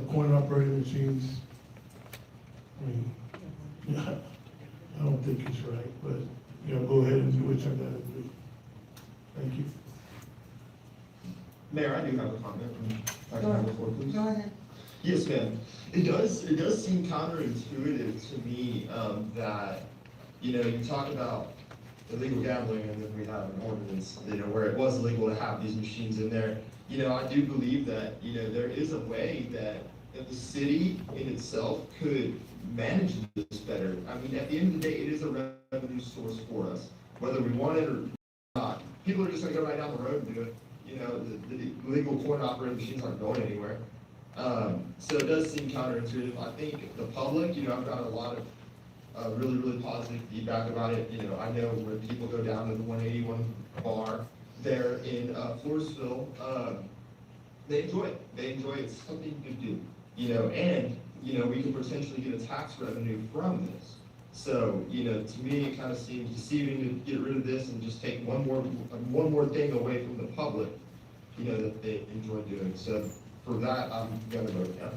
Yeah, and I have another, Mayor, if I can say something. I know years ago, I don't know what year it was, maybe like when they had all these machines here in the city, there was an officer that went and took a serial number for each machine. There is an ordinance of making the money off them or whatever, but I don't know if y'all are familiar with that, but there was one in place. I don't know if you know, Evelyn, that there was a policy or ordinance or something to where, I'm not saying that we're allowing this, but for us to get rid of every coin machine that's operated, I'm not for it either. Thank you. Councilmember, just for, on public record, you do have an ordinance that currently exists. That ordinance is no longer consistent with state law for those coin-operated machines. So right now that I'm aware of, you have 3 businesses that have applied for permit. However, the city cannot issue a permit legally because your ordinance is not consistent with state regulation, which was the intent of modifying the ordinance. This ordinance was drafted by the previous attorney, and her recommendation is what we present to you today. We just didn't do it in a series because we're doing a bunch of other big ordinances with, like the mobile home ordinance and things like that are huge in nature and do have an impact on our community. And we didn't want to bombard everybody in one council meeting. We wanted to spread it out to get everyone's feedback. But right now, you have individuals or you have businesses that are leasing spaces from individuals that are operating these coin-operated machines. So the individuals that own the business are leasing out space. So we have 3 applications that are pending, but we can't issue a permit for that operation because your current ordinance is not consistent with state law. So back in March and April, when the previous attorney was drafting this ordinance, she was instructed for the prohibition of the coin-operated machines. And so what was drafted then is what we present to you now. There hasn't been any changes. The only changes that happened were with a current attorney and her law firm came back and made it more consistent with a court ruling. Those were the only changes that were made on this ordinance. It's just my little thing that, you know, we go buy a taco at a taco place and my kid wants their bubble gum. I don't see why we're taking money away from a little small business that's what they live on. But go for it. I have a question. Go ahead. So then that's not something that you can separate? If it's coin-operated machine, it's either, you know, I mean, that encompasses all the gambling and the gumball and teddy bear? It does. The problem is the way technology is moving and the way the industries that are doing these type of teddy bear, cash, and for these gambling machines, the way that technology is currently moving and moving so fast, municipalities are struggling to keep that specific ordinance up to date with state regulation and court rulings. So the intent was we don't do it until we basically know from the state legislature how this is going to be moving forward and how we differentiate between the technology. And so the ordinance in the future, it can be modified. But right now, it's so difficult to regulate, and we don't have the staff power to regulate this type of industry right now, the way technology is going. So that was the intent when it was originally drafted. Another question. Don't these people have a state certificate that they pay for having machines? I'm sorry, I didn't- These machines like pool tables, so you're gonna take the pool tables out of the bars too, I guess, huh? Not necessarily the way. Operating machine. Well, not all of them are direct coin operated machines, so there is some changes and discrepancies. And that's where I'm coming in and I'm saying, the way they're modifying these types of equipment and so forth is very difficult to regulate. Well, all I can say is that if we're gonna take all the way we're talking about it, it's just we pick and choose again. We pick and choose what we wanna do here in the city. So we wanna take out the bubble gum for the kids, but we wanna leave the pool tables for the bars. Come on. And we're talking about the gambling machines? I understand. But we're talking about taking away, so we're gonna take the jukebox away too. I can't hear the music at the bar, the jukebox, it's a one operating machine too. Y'all gotta be careful of what y'all are doing. Y'all are just picking and choosing and doing what, find a lawsuit on us. But do as y'all please. Mayor, I have a question. Go ahead. Yes, I think, we need to have some better clarification on exactly what we're taking away, because a coin-operated machine is just a general statement to me. And plus, this has been illegal for so long, why haven't we taken care of it sooner?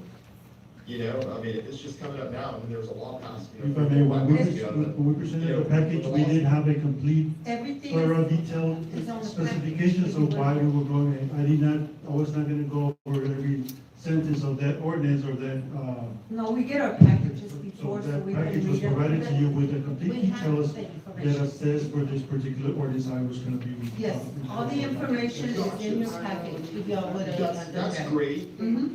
That's great, Mayor, and but the thing is, for that packet, that's just for us to see, right? The 6 council members up there, but the general public wants to know exactly what this is gonna be elaborated on. Yeah, that's why you're supposed to read it and you can explain it to them. Again,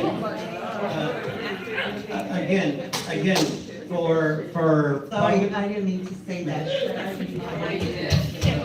No. For public record, the agenda is posted 3 days prior to the meeting, and on the agenda, it did provide for a public hearing. So citizens were made aware, and citizens did have the opportunity under a public hearing to comment and ask questions for specifications and clarifications. Under this agenda item, under citizen comment, they also have that ability. The only thing is they have a 1-minute time frame in which to do it at this point. But we did hold a public meeting earlier today. I'm sorry, hearing. Okay, so, I have a motion by Mayor Pro Tem Flores, second by Council Barrera Cantu, all in favor? 3, all against? Motion passes 3-4-0 against. 2 against, sorry. 3-4 and 2 against. Moving on, do you want any citizens' comments?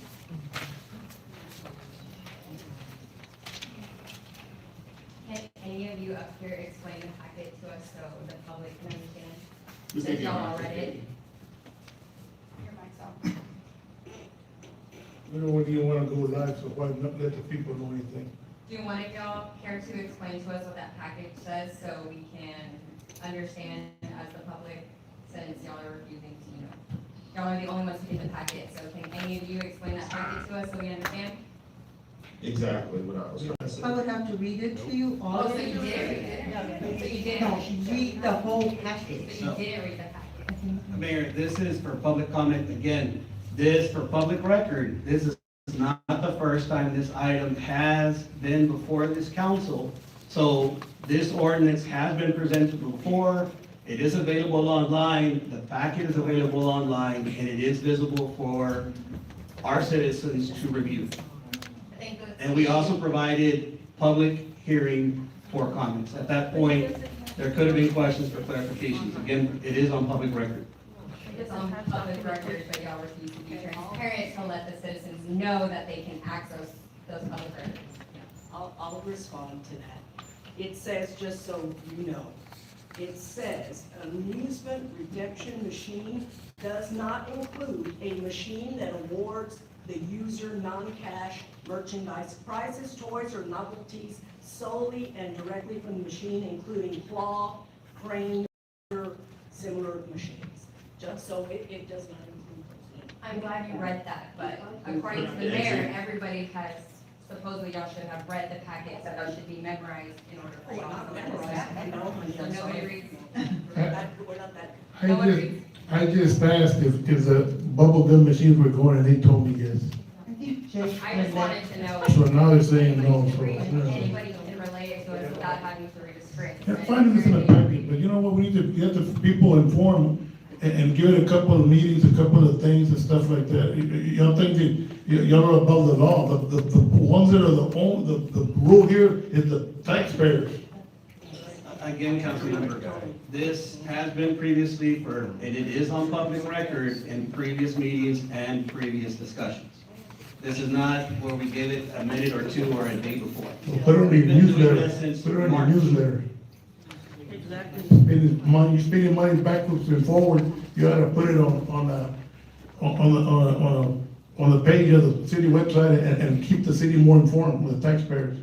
It is located on the website under public records, under the agenda packet, as I previously discussed. I guarantee you, half of the people out there don't know that. It's so hard to get public records when y'all take 2 months and then send it to Attorney General. Mayor, the 1 minute has expired and a motion has been made. I didn't say there The was mayor running a meeting here. up there. Okay, going on to item There H. was no timer up there, so we're But it's been still. over a minute. Okay, consideration, discussion, and possible action to approve the Clean Sweep Programs Zone-based community clean initiatives. Planning Director.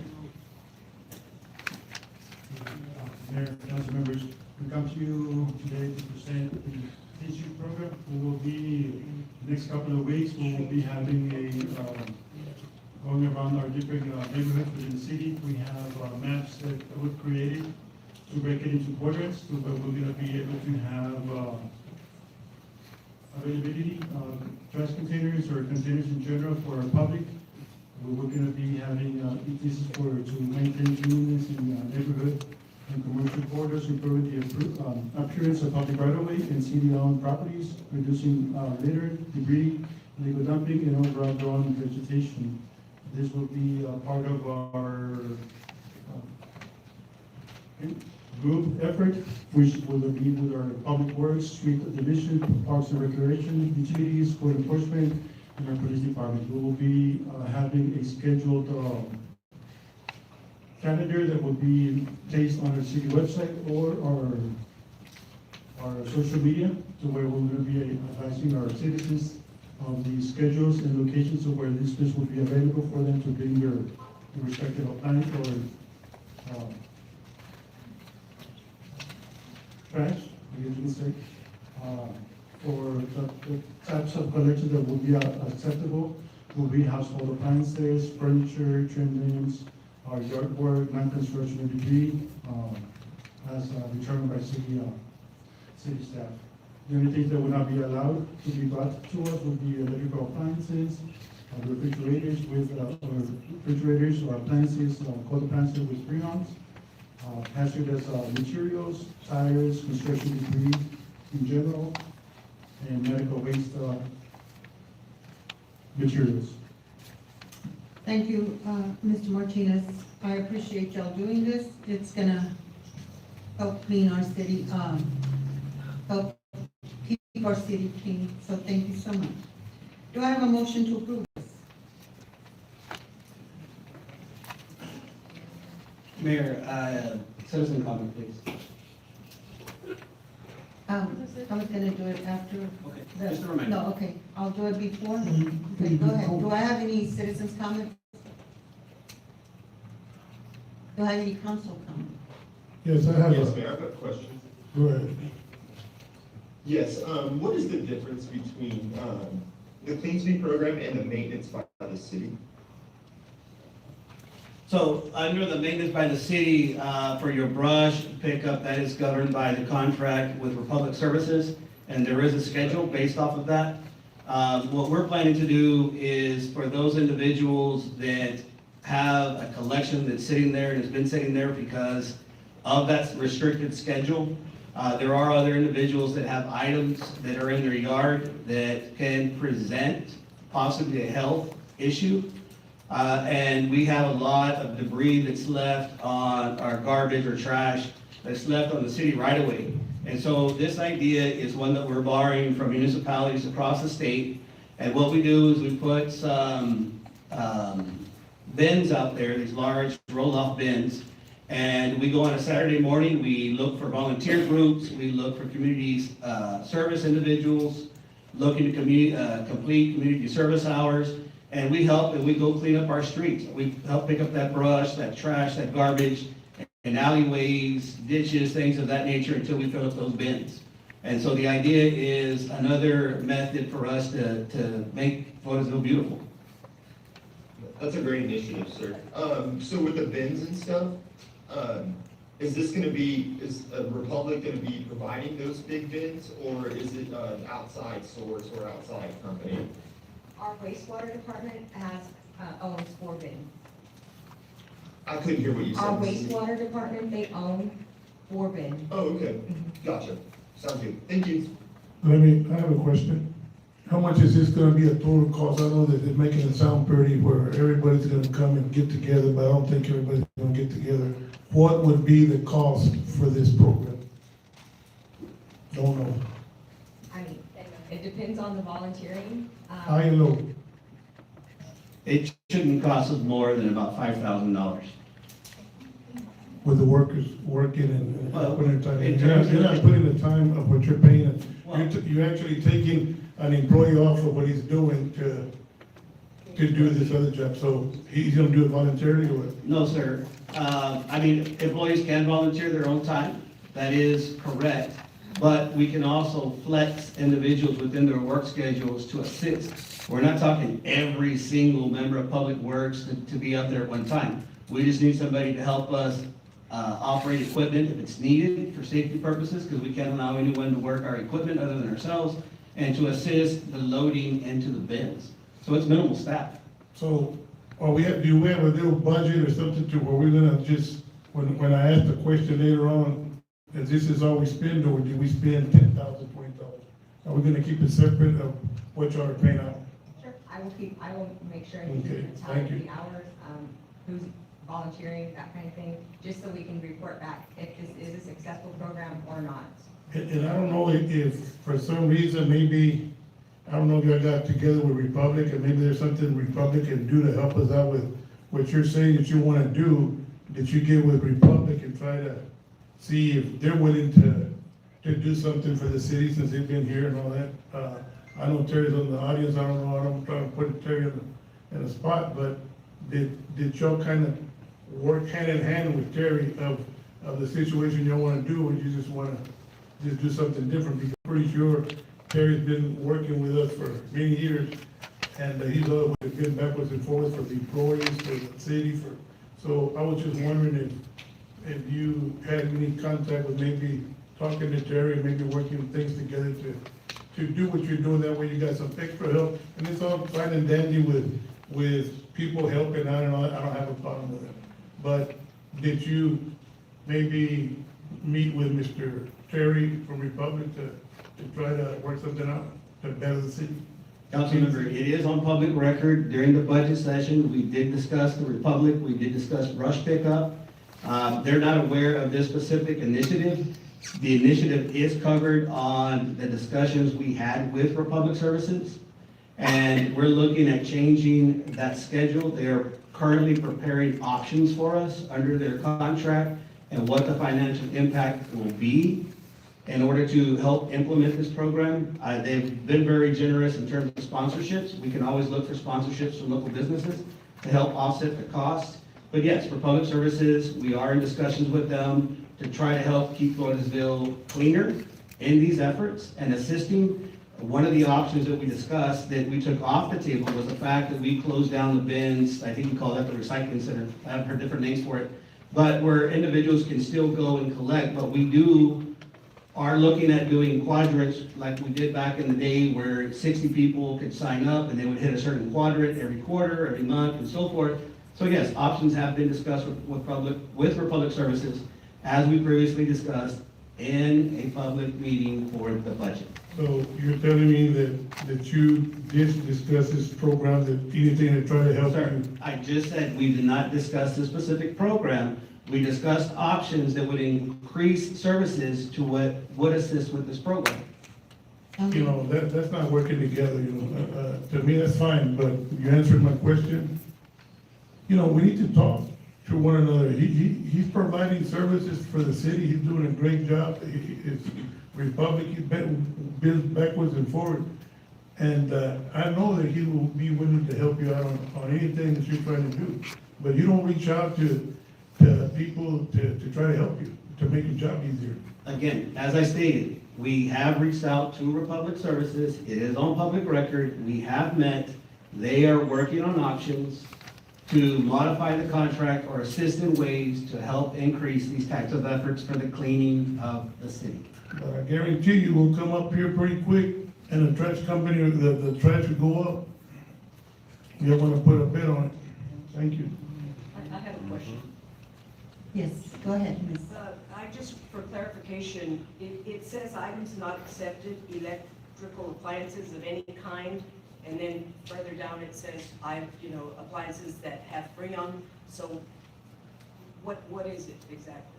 I mean, That'd be the only appliance that we would be able to take, but of course, that Freon would need to be removed, by a certified person. And we will verify that once, they're on site to see if that's been, usually what they do is remove it and then disconnect the lines to those, motors. And we will verify that they've been, removed from, or disconnected from those, systems, right? For clarification, legal, just note on the packet, it said that we would not accept any appliance of any kind. So there is some conflicting language, we'll clean that up. I just, so the citizens understand. And just for clarification purposes also, is this the program that originally stemmed from the weedy lots issue? Is that where this program started? I think we had some outreach, people wanted to volunteer, but may not have necessarily had the proper equipment. Is that where the Clean Sweep program generated from? It was part of that discussion when I came before council to advise that I would be enforcing the ordinance. The way the ordinance currently exists for weedy lots and materials, the ordinance currently reads that the city manager is the code enforcement officer. We do have code enforcement to do that, but under the ordinance, I'm the one that has to go out, do the inspections, issue the notice, and do the processing of possible liens as it's stated in the ordinance. The council at the time did not like that idea. They told us not to do the enforcement. It's on public record. And they advised the city attorney to come back with a revised ordinance for bulky items, weedy lots, and brush. To date, we've not brought those revisions to the council. The reason for it is we are looking at a health program to implement and to complement that, as well as getting staff through a training program for safety purposes and health, so that we can issue the right citation and do the correct investigation as required by state statute. But, and because of that, what we've done is we've tried to be creative. We're doing the toolship program, we're doing the Clean Sweep program, and still in an effort to help the community through volunteers to help clean up issues that I hear every day as complaints. We heard earlier today that this is a complaint earlier in the meeting, and so this is just one of the ways that other cities have been created to address that issue. Okay, thank you. I think I may have got it confused with the toolshed program. Thank you for that explanation. Mayor, I have a question. Go ahead. I did. Go ahead. Did you give me the floor? Yes. Go ahead. Okay, yes, this is our city manager. Has the city gone and asked the, AACOG for any funds? I think they have a pretty similar program for rural counties. We've looked at funding opportunities. They do have different grant deadlines. Anything that is presented in terms of solid waste, we are looking at that. We do apply, we have applied in the past for different services for that. This is probably in the future another grant opportunity that we can seek. Again, we also are aggressively pursuing sponsorships and community donations for these types of programs. Gotcha, thank you.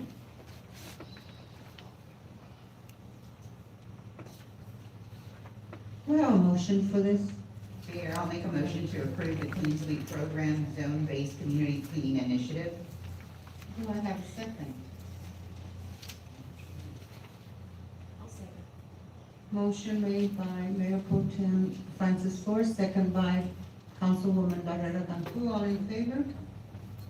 No. 4, all against? Motion passes 4-4 and 1 against. Moving on to consideration, discussion, and possible action to approve a request for proposal for a planning consultant for the Resilient Communities Program through the Texas General Land Office. Citizens' comments. Do you have any citizens' comments? Go ahead. Good evening, Mayor, members of council. We have been successfully awarded a $200,000 grant by the General Land Office for the creation or the updating of our land use map. This was part of an initiative that we looked at, and part of the grant application not only looked at a land use map in coordination of the revision of your subdivision ordinance, but what we added was a component for hazard mitigation through flooding. And so we received the funds through a pass-through grant from the GLO from the federal government for hazard mitigation, specifically for flooding. And so when we look at this, and previous council in the previous meeting approved master services agreement for engineering services. The task order was given and awarded to HAF to do a citywide drainage plan. So what they're working on in conjunction with this grant, with the General Land Office and the creation and the updating of your land use map, as well as the adoption of your subdivision ordinance, goes and moves towards unifying all of your development codes.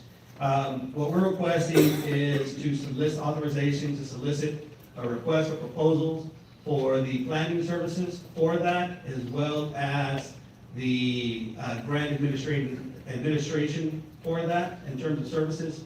The reason we're doing that, originally, council had agreed for staff to solicit. There were firms that did bid, that were selected. The component that changed is the hazard mitigation and drainage portion of that. So that changes the scope of where we were at with the previous announcement. There was not an agreement that was executed for these services, but a firm for the grant purpose was selected and awarded. Again, the scope of the grant did change, and so the focus changed. So we're asking to rebid the project according to the GLO and federal guidelines. All right. Do I have any citizens' comments? Do I have any council comments? Do I have a motion? Yes, Mayor. I'll make a motion to approve a request for proposal for planning consultant for the Brazil Community Program through the Texas General Land Office. Do I have a second? I'll second, Mayor. Motion made by Councilwoman Barrera Cantu, second by Mayor Pro Tem Francis Flores. All in favor? Motion passes 5-4, 0 against.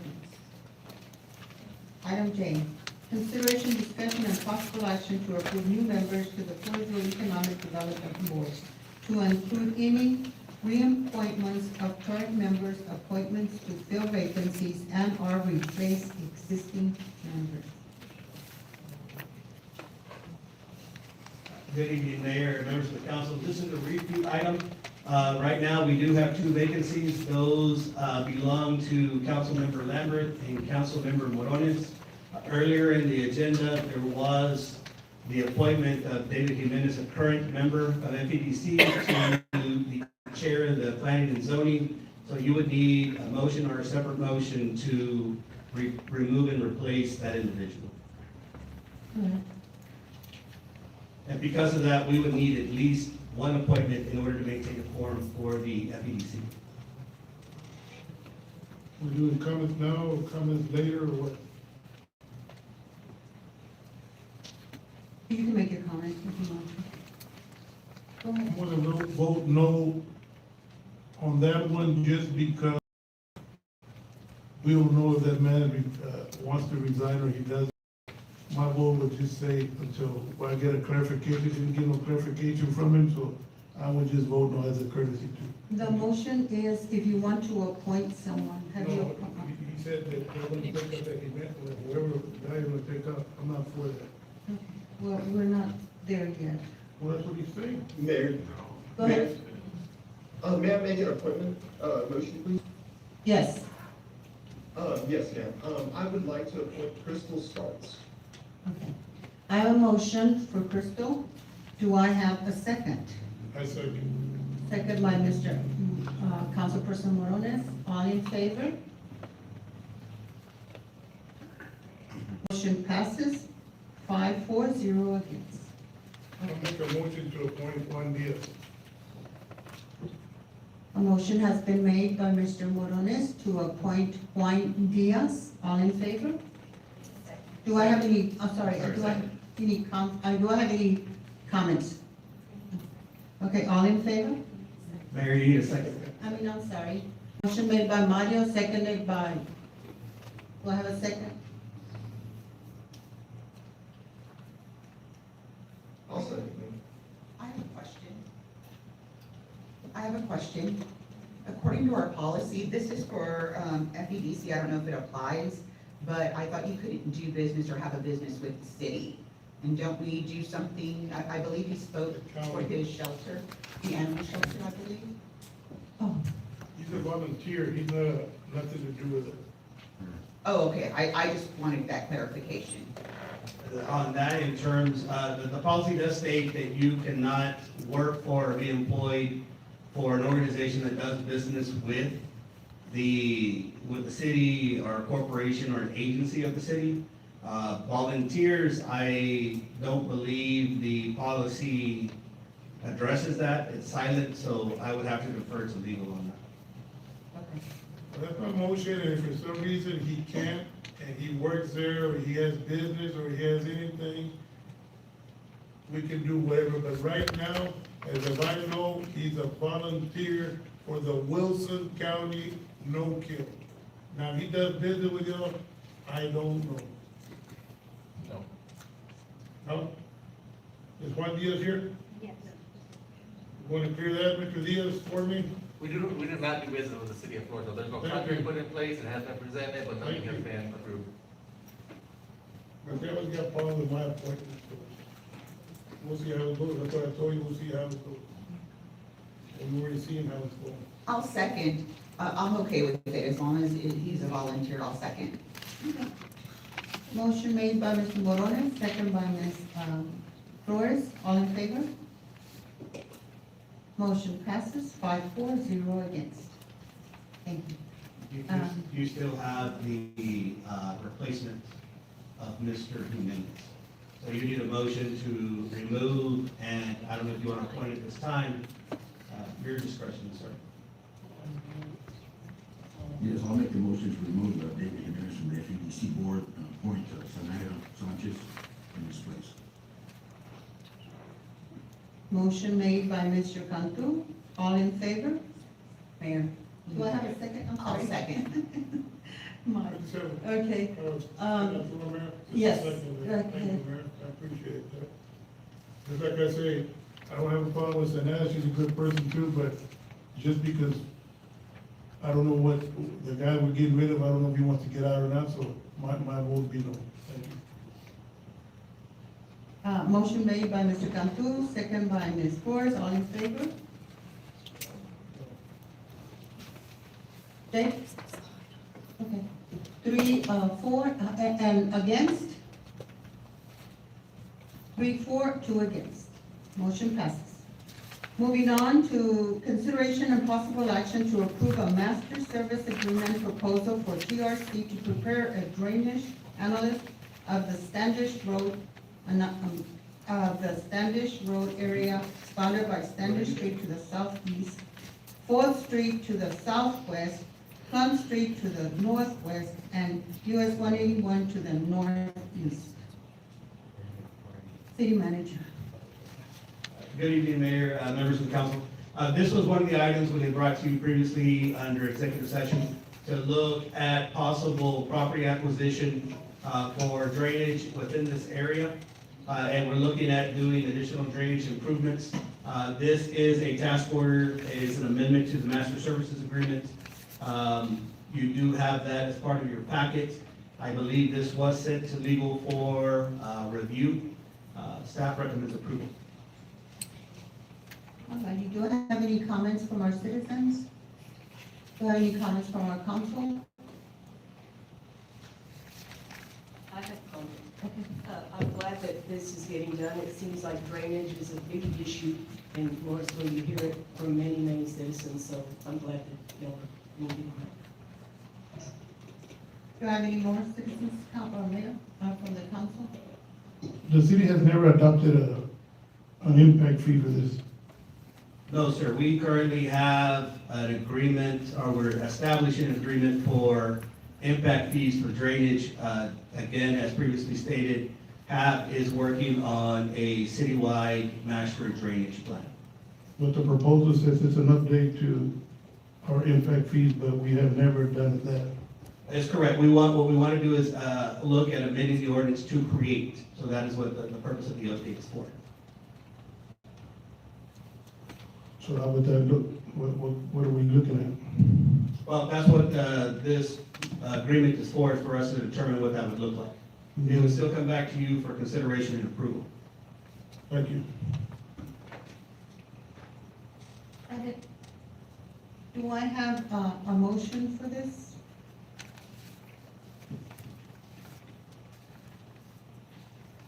Mayor, I'll make a motion to approve a master services agreement proposal from TRC to prepare a drainage analysis of the Standish Road area bounded by Standish Street to the southwest, 4th Street, US 181 Business to the southwest, Plum Street to the northwest, and US 181 to the northeast. Motion made by Mayor Pro Tem Flores. Do I have a second? Second. Second by Councilwoman Barrera Cantu. All in favor? Motion passes 5-4, 0 against. Item, consideration and action to approve a master service agreement proposal from TRC to create, establish, and update the 2026 water and sewer impact regular fee for the city of Floresville. City Manager. Good evening, Mayor, members of the council. This was previously brought to council for consideration and approval. We did have 2 individuals that left the meeting, and then Mayor Pro Tem was attending via Zoom. She was ill. The city attorney asked that we bring this item back for consideration due to a potential lack of quorum for the approval of this item. So what we're looking to do is have TRC, again, council approved at a previous meeting for engineering services under a master service agreement with TRC. We authorized them to provide a proposal to do a study for water and sewer impact fees for new development and redevelopment of property within the city and the ETJ. And so we bring this back for your consideration and approval. Staff recommends approval. Mayor, can I have the floor, please? Yes. I'm one of the ones that left, but I just want to clear it out. They put me in a little video somewhere, and they say in TikTok, or I don't know where, but it doesn't matter. But I did leave this meeting at 9:45, and Ms. Flores was in the meeting, and all of a sudden got sick and left the meeting, but she was here, just to be clarified. And then I said, I wish they put a little volume on my mic when I got up and left, and then I don't know who the second one was, because I left. But just to clarify, because you're out there saying two left, I was one of them. I left at 9:45. I had to be somewhere at 10 o'clock, and I left. But I told, it wasn't like the ones that left before. I said, I'm leaving at 9:45, or we're done, or we're not. I said, okay, and I'm gonna be excused, Mayor, and I left. Just so the public will know out there why I left. Thank you. Mayor, may I have a comment? Go ahead. Go ahead. Yes, so just in full transparency, I'm one of the members that left as well, but before the meeting started and during the comment period, whenever I left, I advised the city staff and the council that I was going into work. There was an emergency of a fellow worker that I have here, fire department, and there was already a pre-scheduled deal. The staff knew about it, and so did the council. So I give you this one.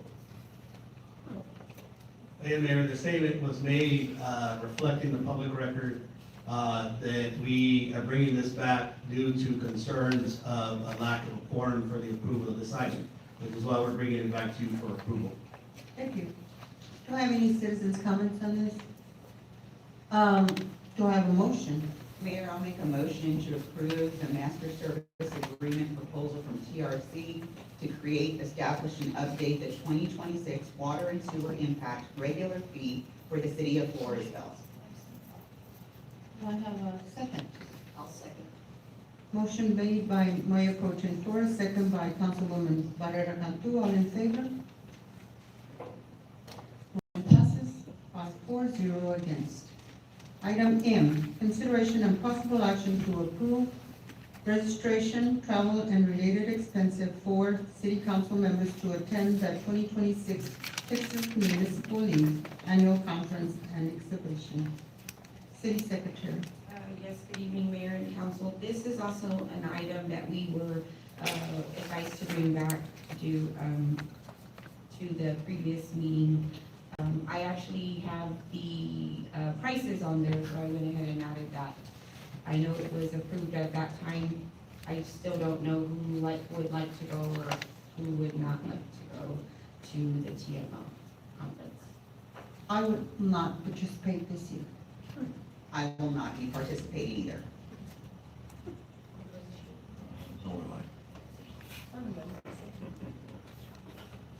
I will, because, this is where we learn stuff. People say, no, that it's a party thing. I've heard out there it's a party thing. It's not no party thing. I went to a free event last week on a Friday. It was all free, and our city was invited. And nobody wanted to show up. It showed us some good things about, new elected officials, what new things are coming to the new cities, new laws, new everything. And nobody showed up. It's sad, and it was free. They fed us, they gave us drinks, Cokes and sodas, you know what I'm saying, and I went and I jumped on every opportunity. People said last year, oh, they spend $45,000. I didn't have no say about who was going or what, but I know that I'm going, and I make $75 a month. And anything that I can learn to be a better councilman, I want to be out there. It is sad, and I know they might have a reason why they won't attend, but it is something very important to the city to go out there. Now, one thing I will not do, I will not spend taxpayer dollar to stay out there in the hotel in San Antonio when we have business every day in San Antonio. We visit San Antonio every day, we go and come, but I do want to be registered myself. So whatever it takes to be registered, mark me down to go. So no hotel? No hotel. You can use the city vehicle because so you don't have to get mileage. I know we have gas cards. No, I don't need no gas or nothing. I travel every day in San Antonio. I go have breakfast in San Antonio. Okay. But my thing is, it is very important to try to go to as many trainings as I can go. And I thank the taxpayers out there that they do pay for my registration. Thank you. But it is something that I learned. And I try to save some money if I can. But when it's out of town or whatever, I have to spend it. Now, they said last year we didn't know that we spent so much money. Well, guess who signs the checks? I'm not gonna tell you who, but guess who? And guess who approves who approves it? I don't vote. No, it wasn't a voting thing. It was, this came from the city manager, not this one, but before. So it never came to council to be approved. So let's get the story. Point of order, Mayor, that's not what's on the agenda item. No, it is an agenda item. It is. This is part of discussion. Yes, it is. Consideration. I'm not done yet. I'm not done You want yet. to approve it? Mr. Lambert, are you gonna go? Yes, ma'am. Under a couple of conditions, I do not need a city vehicle, I do not need a hotel.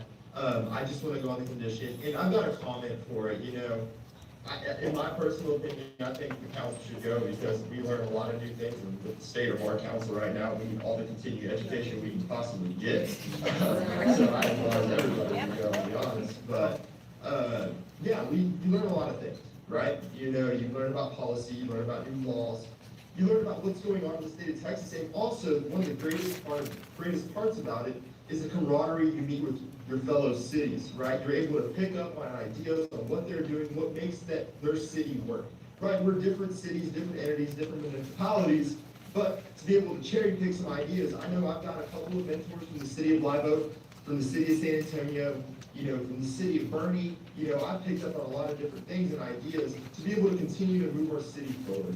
This doesn't have to be a narcissistic expense because we spent $45,000 last year. Yeah, I think that's ridiculous, but I do think that we need to go and learn because we're learning for the citizens of Floresville. Do I have, go ahead. No, I just want to state that I would like to go, and as being a new council member, I do want to stay, because there's events or classes that happen throughout, I don't have the itinerary yet, but there are things that happen throughout the day, and so that way, I can rest. There's things that happen, so yes, I do want to go, absolutely. It's kind of sad because the meetings are over at 5 o'clock. We can drive for in 30 minutes, get up early in the morning just like a regular work and be out there. But, to stay there, and I'm gonna be honest with you. I want to stay up there.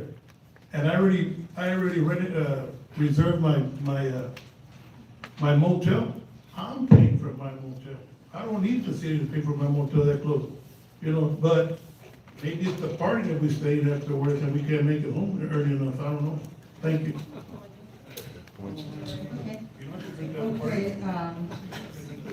Okay, do I have a motion?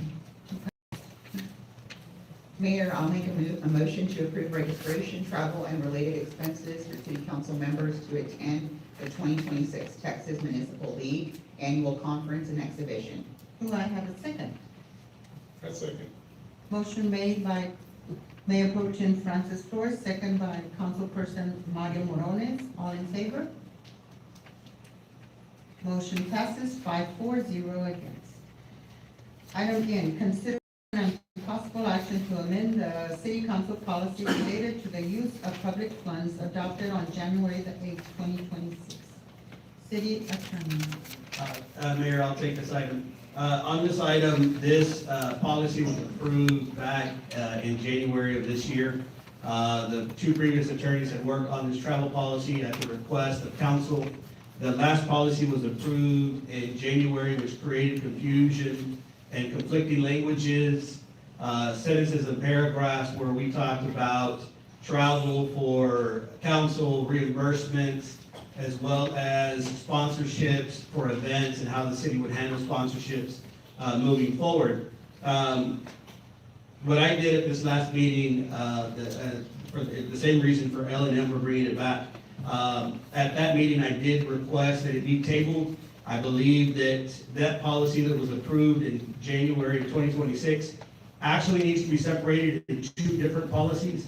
There needs to be a travel policy specifically tailored to council, and that needs to be approved via ordinance. And the second one is the city needs to clarify its stance with sponsorships of general fund monies, and we approve that via ordinance as well. So the request was that we forward those ordinances to to city attorney for drafting, and then we come back and we approve both policies We replaced the existing policy, and we approved 2 ordinances that addressed the 2 topics that were part of that current policy. So right now, we're asking for no table. You're asking to table it? Correct. No action. Sorry. No action. Thank you for the correction. Do I have a motion to table this? No action. No action? Okay. So, that's it. I believe it says in comment. Do I have any citizens' comments on this?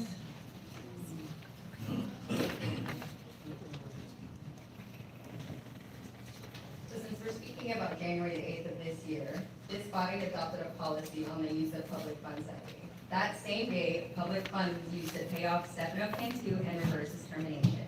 That is not a policy, that is a payoff. Taxpayers should not be forced to bankroll the quiet removal of an officer who was terminated for cause, which he was warned about, only to watch the same city later treat that termination as negotiable. He was terminated from 2 different city departments, by the way. When public funds are used to erase accountability instead of enforcing it, the policy itself becomes a problem. If you are now considering amendments to that January 8th policy, the first question is simple. Will that revised policy prevent the exact abuse of public money from happening again, or will it simply just clean up the language while protecting the same pattern?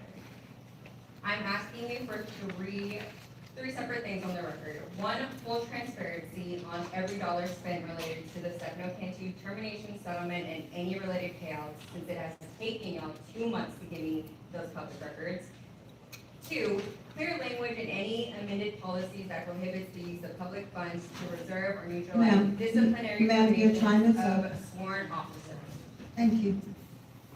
Do you have any more citizens' comments about council?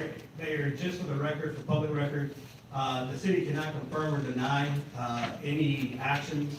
The information that is presented, that information was conducted in executive session. The city cannot, we are prohibited for the participants and the parties of that executive session for revealing any details. It is by state statute, and we are prohibited legally. So the city does not and cannot confirm or deny any actions other than what is stated in public record. Thank you. Okay, well, there was no action on this one on N. So, item 9, Mr. Munoz, I would like to move this for our next meeting, because I want Mr. Lambert to be present. I don't like the idea that, that's how I feel. Sure, Mayor, I would prefer that all members of the council be present. Just be aware that the city attorney did provide a informational piece to every member of the council. I do agree that we can move this to the next meeting. As long as you agree, I would prefer to move this until everybody's here, present. Well, I got to comment a little bit here. Mayor, if I can have the floor, please. Go ahead. I don't know what this is really about. I think it's a grievance against, I'm pretty sure I'm probably next, but it's no biggie. But my thing is, if they do one on me, I need to talk to my legal too, I want to have it out here. And my thing is, it's so funny how I've been here this term for 2 years, started on the second one, and I've seen grievances pass by here, maybe 12 of them. And not one have we discussed back there to open, like say, we can't say what's going on back there, but not one I have seen that say, oh, this is what they're complaining about, because somebody's in charge of them and want to not look at it. But all of a sudden now we have one that the city manager put a grievance, now we're gonna take a look after. So I don't know if there's a policy or it's just a pick and choose again. I don't know, I'm a little confused. But it doesn't matter if y'all wanna wait to the next meeting, I will not go back there to see that grievance, just so the people would know. Thank you. Mayor, I have a question. Do we need to vote on this? Yes. Mayor, I have a comment. Would you, Mayor, I have a hold comment. on. I have a comment. Thank you. Yes, Mayor, so, we need a motion to postpone this to the next meeting. And get it published. Go ahead, Mr. Lambert. Yes, ma'am. Just for full transparency, I'm the one being grieved against, and it's my grievance. I would love for it to be heard in open session. And I've got a comment to it. No, and we can- First of all, I don't even know if we can even go with this grievance because it was improperly posted. This item is misposted and the closed session should not be held until it's properly posted, to protect the rights of myself being grieved upon. This is improper because the grievance process specifically precludes the attorney from handling a grievance against a council member. As do the Texas disciplinary rules of professional conduct, it is 551.074. And I have the absolute right to request that the grievance be discussed in open session. I think it's concerning that a grievance against a council member is moving forward while 6 previous grievances involving the city manager and another council member remain unresolved or were seemingly dismissed. This creates an appearance of favoritism and corruption.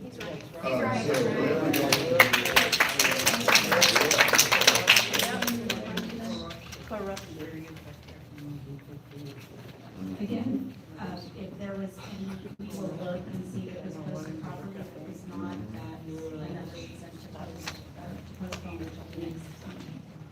Right, well, that's. Do I have a motion to Check before. postpone? It should have been checked.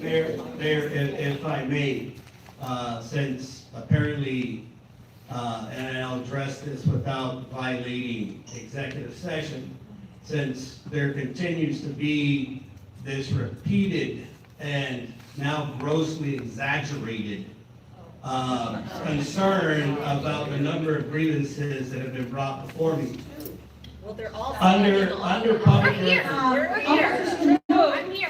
No, Right behind under public record, I have been brought 4 grievances before council 4 different times under 3 different attorneys, all of which were discussed under executive sessions with all members were present. And that was a requirement that everyone agreed to with the previous attorney and the previous attorney before that. Everybody was there. It was postponed before. And all grievances were discussed in executive session. Now, whether or not somebody disagrees with that, those items, again, are part of executive session that cannot be disclosed as part of public record. Now, I was brought 4 times on 4 separate occasions regarding these grievances. And for the public record, I will disclose, since they were against me, there was only 3 grievances. 3. So this gross exaggeration that there's 10 plus or 5 and 5 and 5, no, I'm talking, this is my time. Thank you, sir. So there was only 3. They were discussed under 3 different attorneys. And the process was explained to council under each attorney. And the decision of the council was the decision of the council, which they made in open session. But the details of those executive sessions are protected, and none of us can disclose those executive session items. So I don't see how we came up with 5. I don't see how we came up with 10 plus. I don't know how we came up with any of that.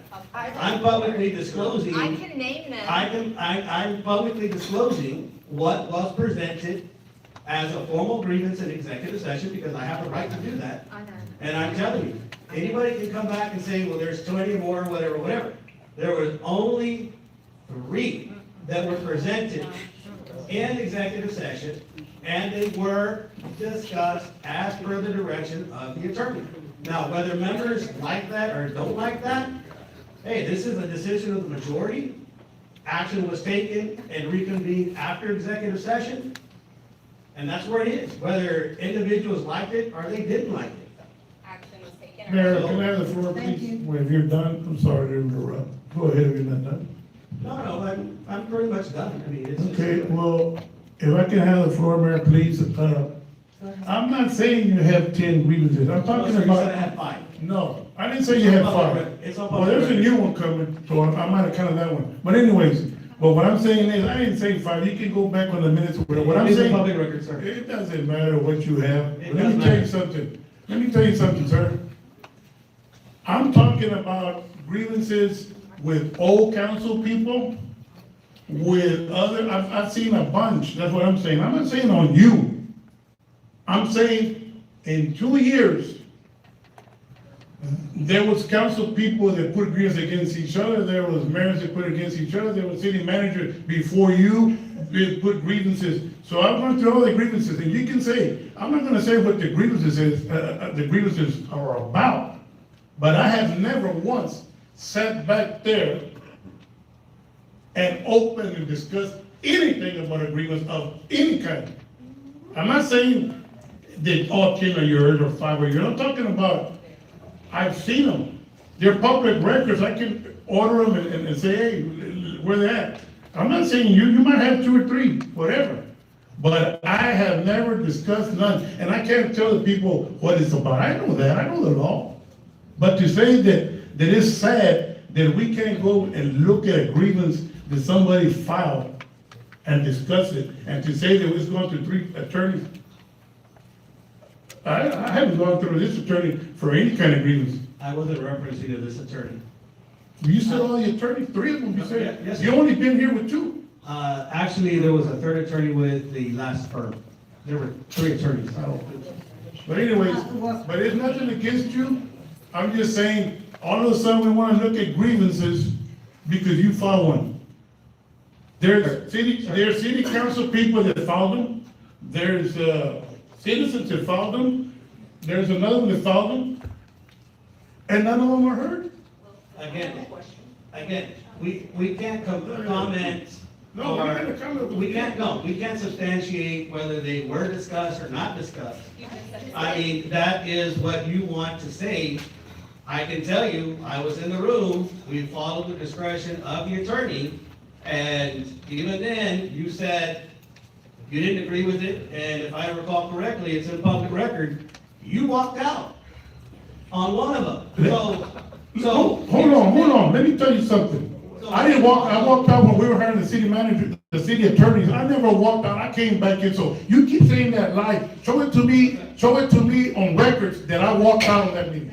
Show it to me. Mayor, I'm gonna call point of order. That's, You're lying. point of order, that's. I'm gonna call point of order. Because I didn't walk out, you can say that I walked out. Put them in order Point of too. order. Well, I just have a Mr. question. Morones, I've called a point of order, ma'am. So, my turn. Sorry, Ms. Cantu. So, Hold on, Jake, Mr. Lambert, Councilperson Lambert. Ms.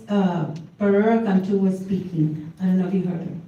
Go ahead. Mayor, as I understand it, under the policy that's been approved by council for decorum, when a point of order is declared, the discussion ends and you move forward, as I understand Do I it. have a motion, you're right. Do I have a motion for, to table this?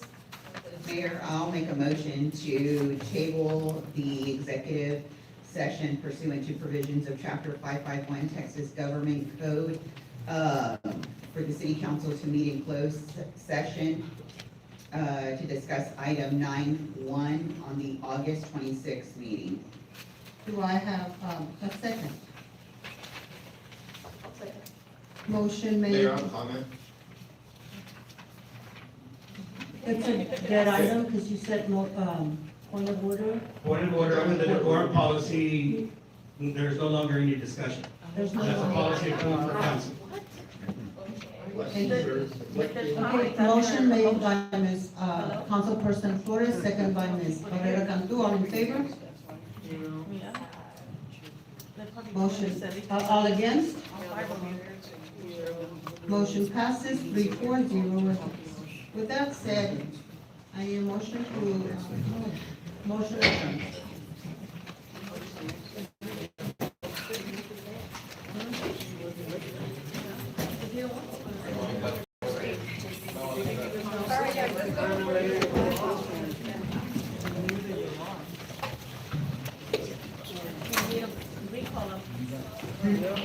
Yep.